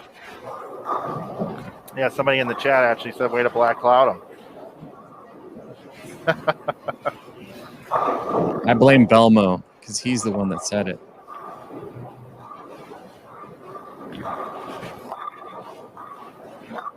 You know, I often think about this, JT. You know, you and I, sometimes we talk about our bowling careers, which nobody wants to listen to. But when we bowled, they didn't have live streaming. But we live stream all the time. And I wonder, you know, if somebody draws, you know, bowling with Belmo, right? And you're just an amateur bowler, maybe this is your first Masters, or, you know, you just want to come out here and you want to compete, you want to do your thing, you don't want to stand out too much unless you bowl really well. And then you're like, oh, geez, I'm gonna be on the cameras a lot. You're gonna see me off to the side when there's, you know, B-roll being shot. You know, I wonder what that feels like for somebody, you know? I know what it feels like, Mike, because when I first started bowling regionals in the West region, there was a guy named Walter Ray Williams Jr. who was he bowled a lot of regionals out in the West region. And so I had a career record in match play against Walter Ray Williams Jr. of 1 and 2. I actually finished higher than him in a tournament, which was pretty cool. But it's pretty intimidating, actually. You certainly feel it when you're bowling against somebody of that caliber, and you don't want to look bad. You want to, you know, especially if you care about, you know, your standing in the sport, you want to represent yourself well. So yeah, it's and just right on cue here, we've got a gutter ball. Yeah, but no, it can be intimidating for sure. And you know, I think especially for like Walter Ray, he was a very, you know, obviously I had a tremendous amount of respect for him, but I could throw the ball like Walter Ray, right? I mean, it wasn't like, you know, I had a higher rev rate than Walter Ray. Obviously, he's the greatest of all time, so I'm not even saying, you know, at all that I'm in any semblance of the same class as Walter Ray. But, you know, Belmo is intimidating with his style. I mean, he's got the huge rev rate. He's throwing messengers all over the place. But he's also controlling the pocket. And, man, it's got to be super intimidating. Great spare by Andrew there, by the way. 7-10 to fall out late. I was talking more from the perspective of not only bowling against him or being on the same pair, but the live streaming aspect and the thousands of people watching at home watching you do it. I never experienced that. That has to add, you know, a tremendous amount of pressure because, you know, in my personal situation, it was basically who was ever watching in the building. And, you know, when you bowl Walter Ray in match play, he had 95% of the building watching him, especially at a regional. So, you know, there was a lot of pressure. But then when you have these live stream cameras on you, you know, it feels like the whole world is watching. So I'm sure it adds to the the anxiety factor. Yeah, I just don't think about it because normally I'm the guy up here in the booth telling everybody how this guy should be doing this or doing that, and until you're down there doing it, Well, I always have a tremendous amount of respect for everybody who comes out and gives it the old college try, whether it's Belmo, all the way down to a player who's bowling their first professional tournament. I have a tremendous amount of respect for everybody who gives it a try. And as the great Walter Ray himself said just a few days ago when he announced his retirement from tour competition, the only way you can get better is to go out and bowl tournaments. It's the only way. And so you have to respect the people that come out and give it a try. Anthony Lavery Spar has got 279 working going into the 10th frame down on lanes 3 and 4. Yeah, they have definitely found something on this C squad that we're going to see tomorrow quite a bit, I think. Yeah, just on that pair, Curtis Lee can bowl 216, Jake Rollins can bowl 225, Stuart Williams can bowl 248, and then ALS can bowl 279.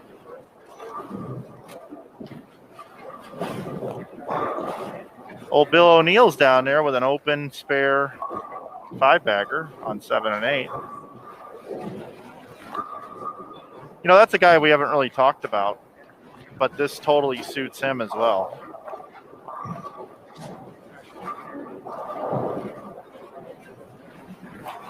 I'll tell you, Belmo's shooting 170, but it's one of the best 170s you're ever going to see. So the 4.9, a 4.610 that was just not even that high. It was basically a 4-pin hit, and pretty much hit the pocket almost every other shot.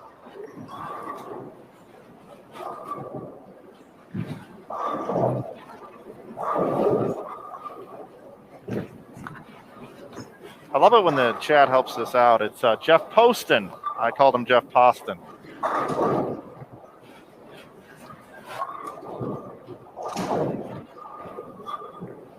We'll see if he posts his next shot.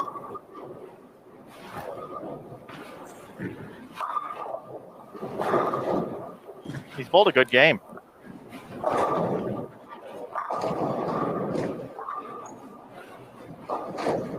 There's got to be something a little off with this pair, right, JT, from what the players have seen, considering their scores coming into this game and seeing what AJ's bowling and Belmo's bowling? I don't really think so. I think the carry's been a little rough. I think that's really what's been messing with them. They've been all around the pocket. Belmo's left a 4.9. He left that weird 4.610. He's left a few 10 pins. There's another one there with the messenger in front of it. It just feels like they're losing their carry a little bit. And it could be just a slight bit of transition, making the ball shape up a little bit differently. But, Belmo's shooting an awfully good 170.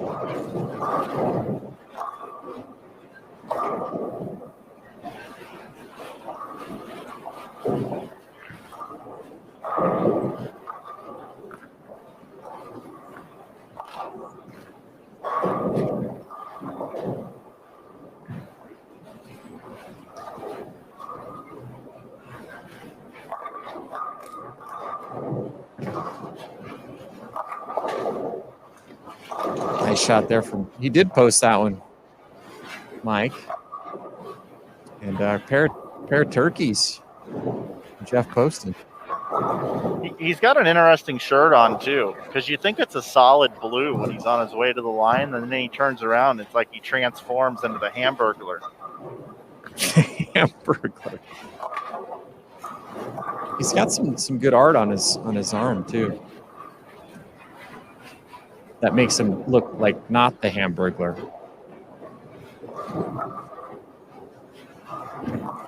I didn't mean it in any sort of derogatory way here. I just the guy's got a solid blue shirt on, and then I watch him walk back, and I'm like, who's that guy?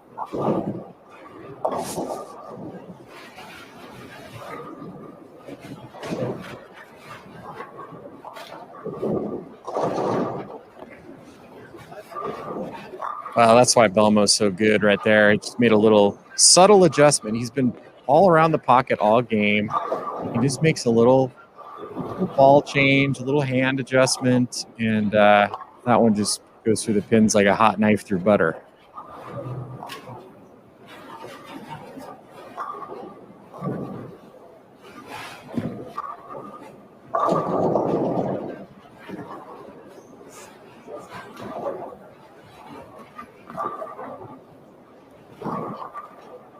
It's got to be tough on Belmo leaving Australia for this length of time, being away from his family.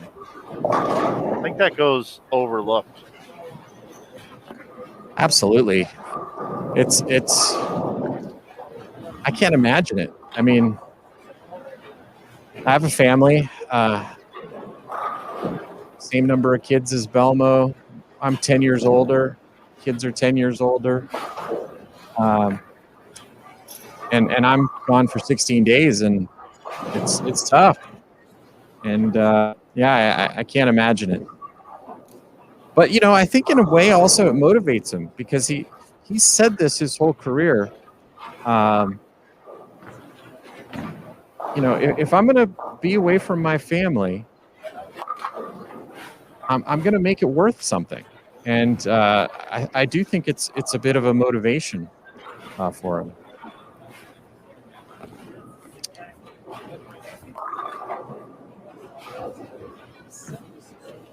Gary Brown on my cell phone mentioned that Jeff Poston, he's the head coach at Ottawa, Kansas University. Yeah, Aaron Smith actually mentioned that earlier. And he's going to be tuning in tomorrow to the selection show. Speaking of universities, UCLA is up 50-49 with 44 seconds left against number 1 seed Andrew Anderson's Michigan.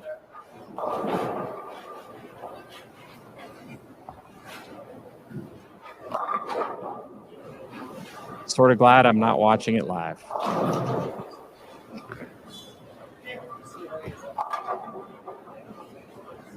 Calming influence of Masters qualifying.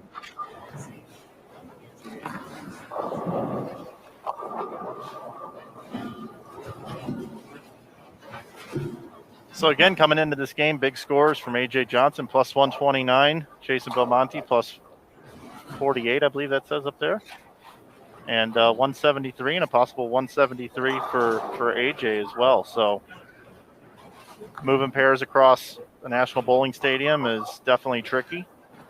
Several players have reported that different sides of the house and different the left, the middle, and the right all kind of play like 3 different bowling centers, and the topography reports that were handed out also make a big difference.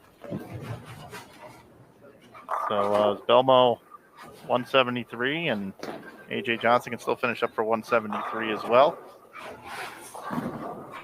Andrew Hall had 202, pretty respectable score here on this pair. And Jeff Poston will lead the pair. So 172 for AJ Johnson.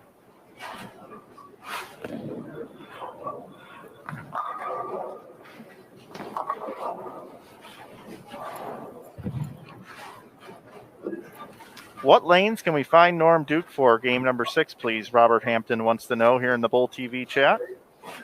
Well, I believe the squad pairings are on bowl.com. I haven't looked for them there, but I believe the squad pairings are there. So if you look up Norm Duke on there, and I just did that, it looks like Norm Duke for game number 5 is going to be on lanes 9 and 10. Game number 4, he was on 67 and 68. And we got some cameras moving around here. Something's going on. So no more bowling here. I guess I will bring it into our wonderful, comfortable West Coast Bowl TV studios. I'm Mike Flanagan here helping out this week with the team here at Bowl TV, and we're glad you're with us here today. You know, I do have a series of notes here that I haven't gone over yet, and since we are waiting for play to resume, I'll share a few things with you. The first thing is the top 16 after the U.S. Open are going to earn spots in the PBA playoffs. So we got the Masters here this week, and we got the U.S. Open next week here on Bowl TV. That was JT you just saw come through there, and you know that's a big deal. That's a big deal. So interesting to keep an eye on the points on the PBA Tour. Kyle Troop, Tom Doherty, Frankie Lavoie have accumulated enough points to guarantee their spots into the PBA playoffs. Maldonado right now has the final spot heading in to this event after winning his first career PBA title just a few weeks ago at the Chameleon Championship, the World Series of Bowling. And some of the notable players that are outside the top 16 coming in are Tom Smallwood in 17th, not competing here this week, but should be here for the U.S. Open. Belmo's 18th, Tommy Jones is 19th, Sean Rash is 20th. Sam Cooley, 22nd. Marshall Kent, 23rd. Dom Barrett, 24th. A.J. Johnson, 26th. Wes Malott, 27th. And my man, Norm Duke, 43rd currently right now. So there's just some little update for you to keep an eye on over the next couple of weeks as you watch all the action here on Bowl TV. So let me find us a new pair here, and I'll take you out to the lanes. See, as I look around, I think we'll head over to 41 and 42. Take a look at the defending champion, Jacob Buttriff. So I'll take you there now. And there he is, just barely picking up that 4-pin. This is the final game of coverage here, opening day coverage of the 2021 USBC Masters. We're really glad you're with us here on Bowl TV. Don't forget, we will be back tomorrow again for B Squad. Will start us off tomorrow, and that'll be at 8 a.m. Pacific. We'll be back again at 1:30 for C Squad. And at 7 o'clock, we'll be back for A Squad. Do it again on Thursday, kind of Groundhog Day, the first 3 days here. And then Friday at 10 a.m. Pacific time, we'll have the left side of the bracket for you. Don't forget double elimination match play at noon. We'll have the right side of the bracket for you. And then we'll have a re-oil come back at 3 o'clock. All the winners will bowl. Re-oil again, and then at 6 o'clock, we'll have the first round of elimination matches. We'll have 16 players eliminated. And 20 minutes after that, we'll eliminate another 16 players come back for you on Saturday, and we're going to narrow this thing down to our stepladder finals, our finalists, and then we'll turn the coverage over to the folks over at Fox Sports FS1 for a telecast on Sunday. That takes place at 11 a.m. Pacific, 2 p.m. Eastern. Make sure you mark your calendars for that one.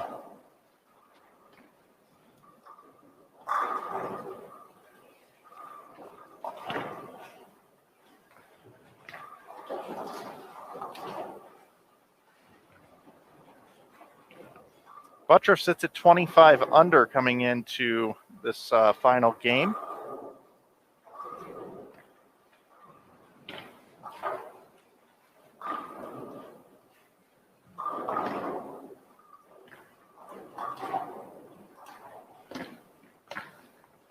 I'm going to head over to bowl.com and take a look at the current standings that are updated here. C Squad after 3 games. A.J. Johnson, as we just saw, bowl 172 here, was leading at plus 129. He's going to fall back a bit. Michael Holloman plus 98 after 3. Spencer Robarge plus 68. Thomas Larson plus 66. Again, this is after 3 games. We are in game number 5. Clark Freisen plus 53. Nick Pate at plus 50. Norm Duke at plus 48. which was the same number Belmo was at before he bowled 173 right here on Bowl TV. And if you want to check and see how your favorite player is bowling and what type of scores they're putting up, you can head over to bowl.com and click on the Masters tab, and you'll be able to take a look at all the scoring. We should have update after game number 4 here in probably about 10 minutes, maybe even less. I don't know if we've mentioned as well some of the other people helping behind the scenes. There's really too many to name now that I've opened up this can of worms, but I'll just start out by saying Damon and Rob Gottschall and Damon Sirocco, who have been kind of heading things up, taking care of the tournament, directing the tournament, have done an excellent job, especially with all the intricacies and all the extra work that had to be done. So, dealing with a lot of questions, quite honestly, some gripes as well. Nobody wants to have to do extra things to be able to bowl, but that is the current state of what is going on in the world, and they just want to keep all the players safe. So hats off to those guys for doing such a good job. Of course, Greg Moore, who is here overseeing everything as well. He's done a tremendous job. And then there's about a dozen to 2 dozen workers between the National Bowling Stadium, the folks at Kegel, even like Rick Barbera, and the folks helping out from Brunswick as well. And then people all the way down the list here that are just helping out at the front door, at the gate, checking people's credentials to get in here. And of course, our entire marketing team helping as well from back home. Just a lot of people help put this event on. So big shout out to all of them, but especially the ones that are here on site working with us.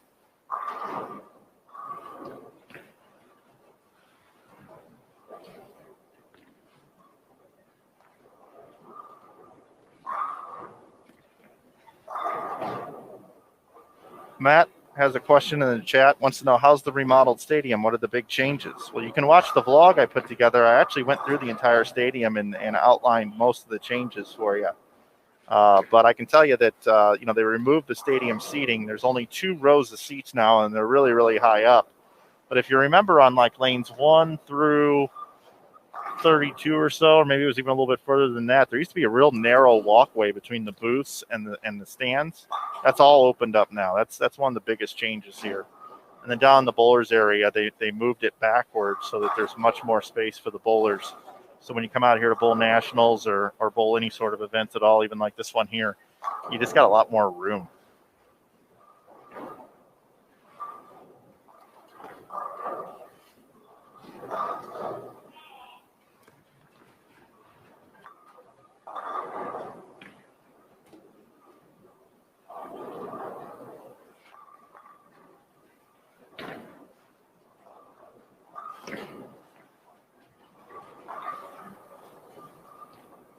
So Jacob Buttriff looking to improve into the plus side here.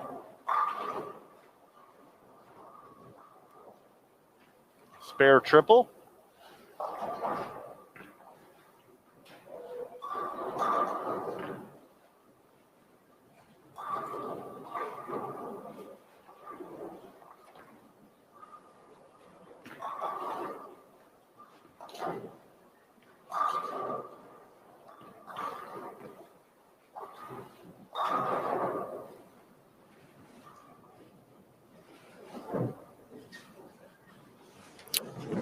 Mike, I just had to come in because I'm watching the longest 6 seconds history of any sport, and I'm not watching the actual video of it. I'm just refreshing the feed, and it looks like UCLA has defeated the Michigan Wolverines and become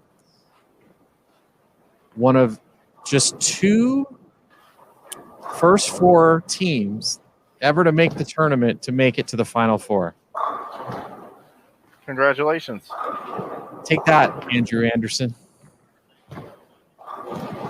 I got a little housekeeping to do with you here on the air. Do you want me to go shoot some shots at AJ Johnson here and put together a piece of media, or do you want me to just stay here? Man, that's a good question. I know. I mean, if he wasn't bowling so great, I would say no. But he's got spare 3-bagger. He's probably going to be the leader by a lot after day one.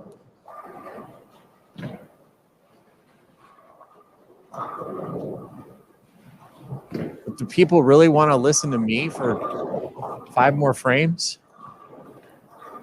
I don't think they really have a choice.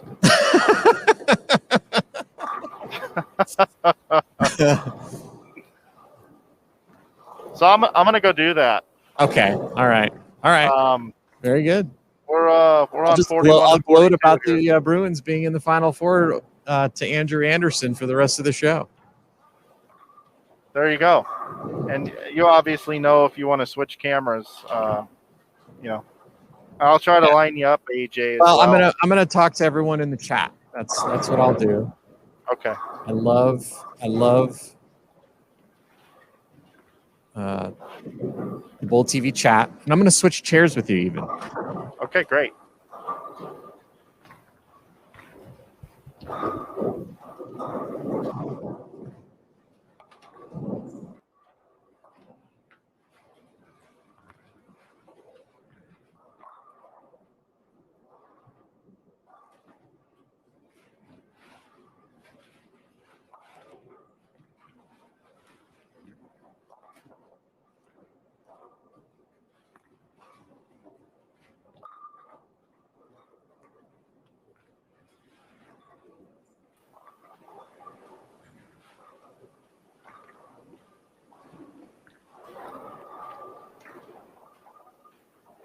All right, ladies and gentlemen, it's just us. UCLA won. Matt Malzahn. That's right. UCLA. Go Bruins. And go Jacob Buttroff.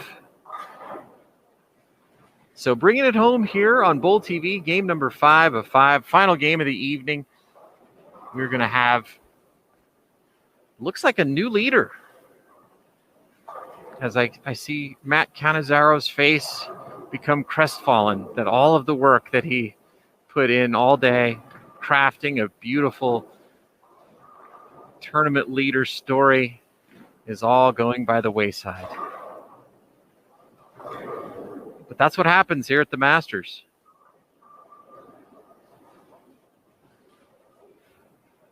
The interesting thing to me is that it certainly seems like the players on C Squad have kind of shown the rest of the field the correct way to attack this oil pattern.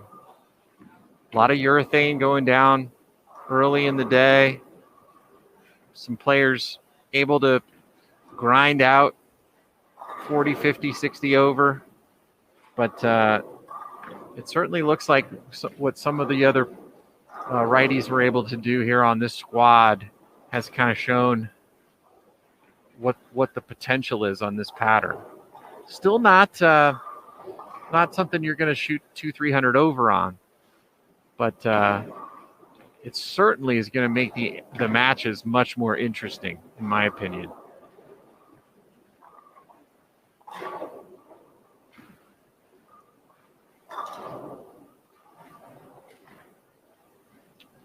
Andre Eubanks coming down the stretch, trying to bail out a decent game here to keep himself in the hunt. Just 39 under with 1 game left to go.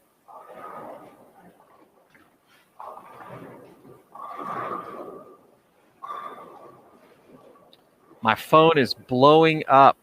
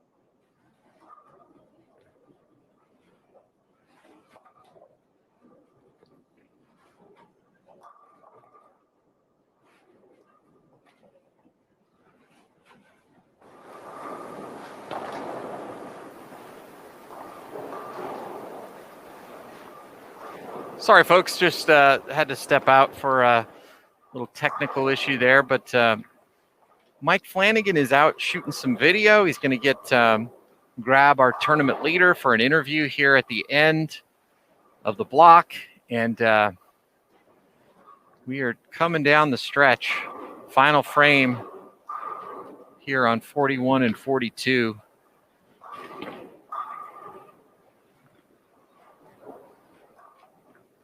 Oh, Shannon O'Keefe. Oh my gosh. A lot of UCLA talk in the chat. She said that they ended up putting time back on the clock, but Michigan missed their final shot, which she said would have been terrible for me, which would have. But I'm kind of glad I'm here on Bull TV and not watching. But my UCLA Bruins are in the Final Four. They have to play the undefeated team from Gonzaga, so it's probably going to come to an end. But the funny thing about this whole Final Four thing is my son, if you've been watching Bull TV, you heard back at the Kickoff Classic that he was accepted at Baylor University, which he's going to be going to in the fall. And Baylor University is also in the Final Four. So I don't know who to root for, UCLA or Baylor. Who would you guys root for? If your son's team was in and your team was in, who would you root for? Would you root for yours or would you root for your son's?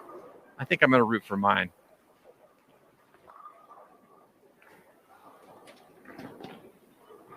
Interesting. Jacob Buttriff has migrated to the right a little bit, which is interesting. I don't think I've seen any lefties migrate that far to the right over the course of the block. Could have shot a pretty big game here, but a couple opens down the stretch. And we'll still be in the 2-0s with a good count here.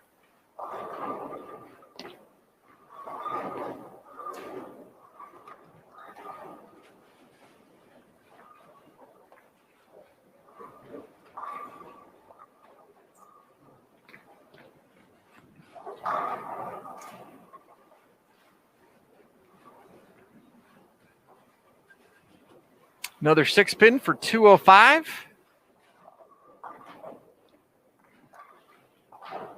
So defending champion Jacob Buttriff is in the books at 25 under after day one.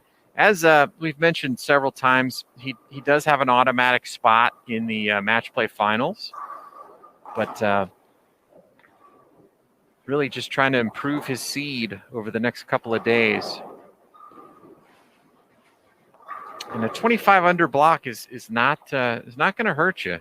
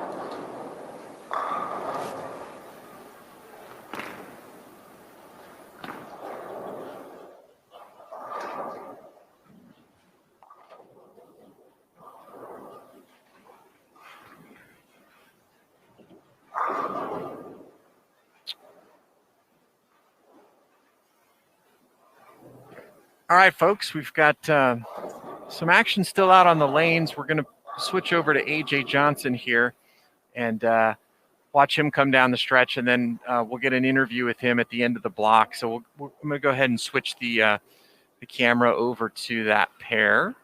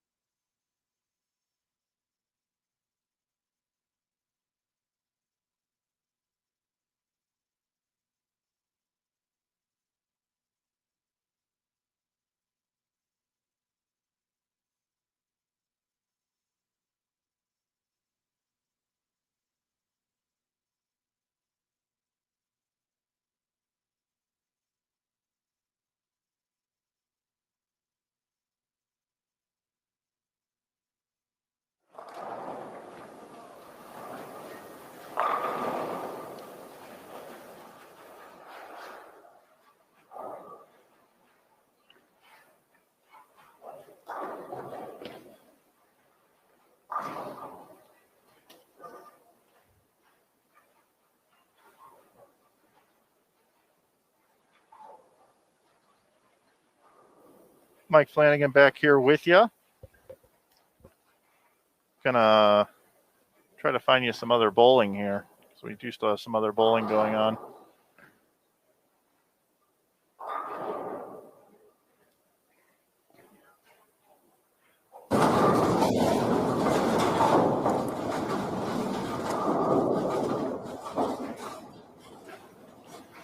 Take a peek in here on lanes 49 and 50. Keith Durling, James Weaver, Zachary Wilkins, and Kevin Belmonte. Not to be confused with Jason Belmonte.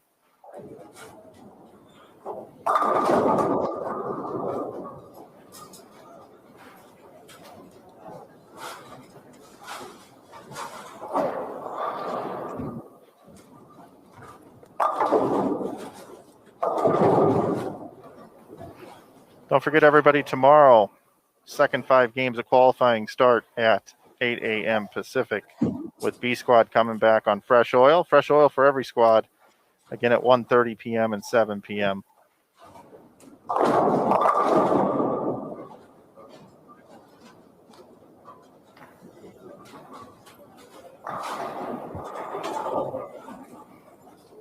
Yeah, I'm just catching up here in the chat. JT may have already covered it, but Mr. Martinez, Chris Martinez, had the front 8 down on lanes 73 and 74, and I was down there keeping an eye on it. I did have my camera, but I did not record the 9th, everybody. I did not cloud him. But he went up and left a single penny. He ended up with 269 was his final score.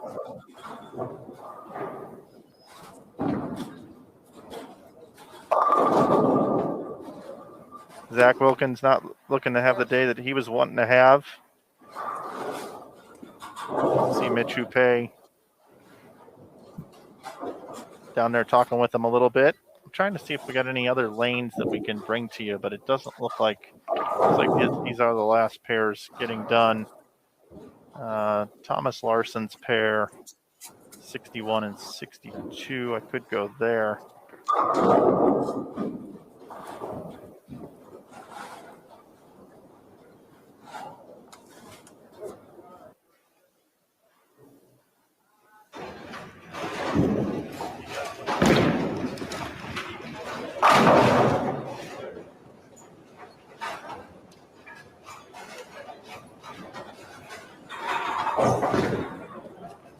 Thomas Larson, somebody that Tim Mack said he thought would bowl really good this week, was plus 87 coming into that game. Just bowls 158. Not the ending Thomas was looking for at all.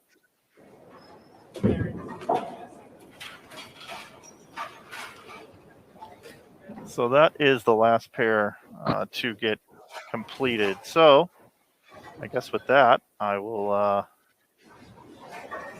just bring it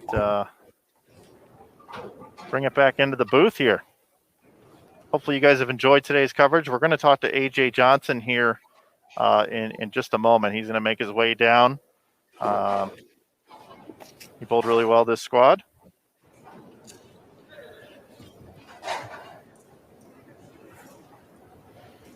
It's 9:30, so it took them 2.5 hours to bowl. It's a pretty quick pace. They were originally talking about they were going to have 5 on a pair coming into the event, and it's 4 on a pair. So pretty quick bowling. Again, I happen to have this right here. This is the lane guide that every participant was given for this event. And as you go through here, it's got the schedule in here, but then it's got the topography reports right here. And this is what all the players were handed, and gets to show you the topography on the lanes, all the different colors. It looks like a radar screen on a map, but it lets you know how the lanes are level. And you can also check this out yourself online at Bowl TV bowl.com, and you can check out underneath the Masters tab.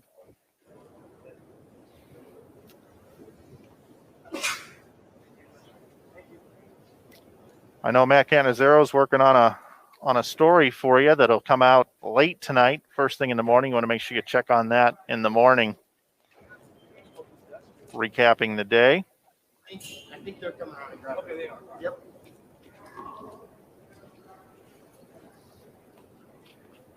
While we wait for AJ to get here, just a reminder from all of us at Bowl TV, we'd like to thank the National Bowling Stadium, our host venue, of course, the Reno Sparks Convention and Visitors Authority, our city partners here, the Row, the hotel chain, the Caesars Entertainment Group, the Row, known as the El Dorado Circus and Silver Legacy. That's where I'm staying here this week. PBA and Fox Sports, the event partners of the USBC Masters, 900 Global, Roto Grip and Storm, our short duration gold partners, Kegel, the official lane maintenance provider, and of course the USBC.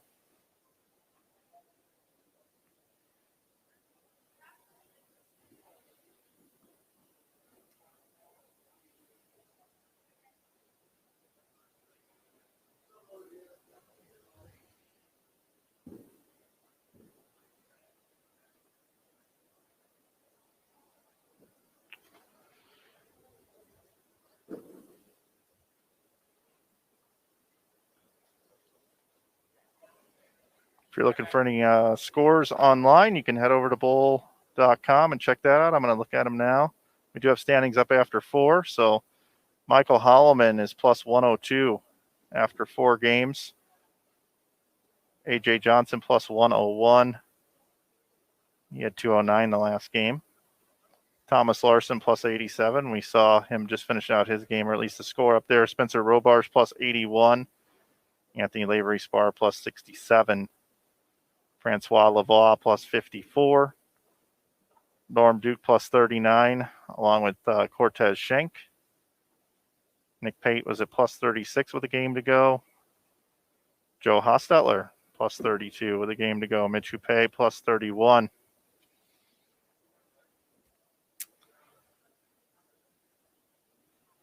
Part of our other duties here is to make sure that we do get the tournament leader picture here. So pulling a little double duty. So I want to make sure we have the right person. Do we know what Michael Holloman bowled the last game?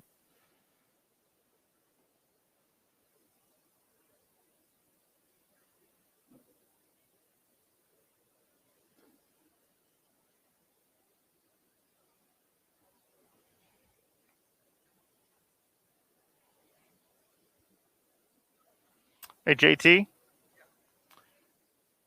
Do we know what Michael Holloman had the last game? Anybody in the chat? Michael Holloman, keeping an eye on Michael Holloman's last game.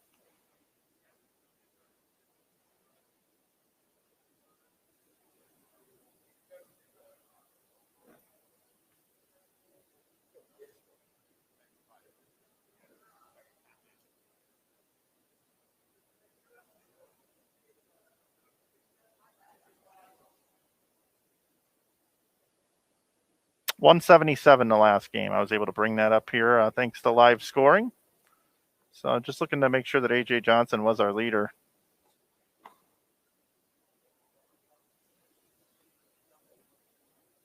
You guys in the chat are awesome. Thanks for letting us know. Mark says AJ has a 9-pin lead overall according to his stats here. Ed Stafford says that's the lane guide should be one of the prizes here on Bowl TV. That's pretty good. I like that. Well, I know AJ Johnson takes a while to get his hair done, but I'm not sure if he's where he's at or what he's doing. But we did want to talk to him for you guys. If you want to stick around, we'll talk to AJ.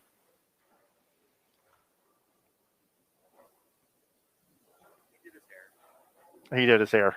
JT just let me know that he did do his hair.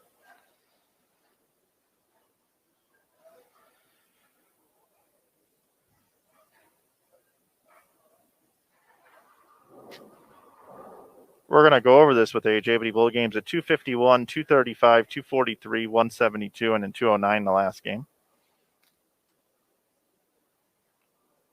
To be your overall leader. Unless Spencer Robar's bowled some really big game the last game. Did he? No, I was just asking. Oh.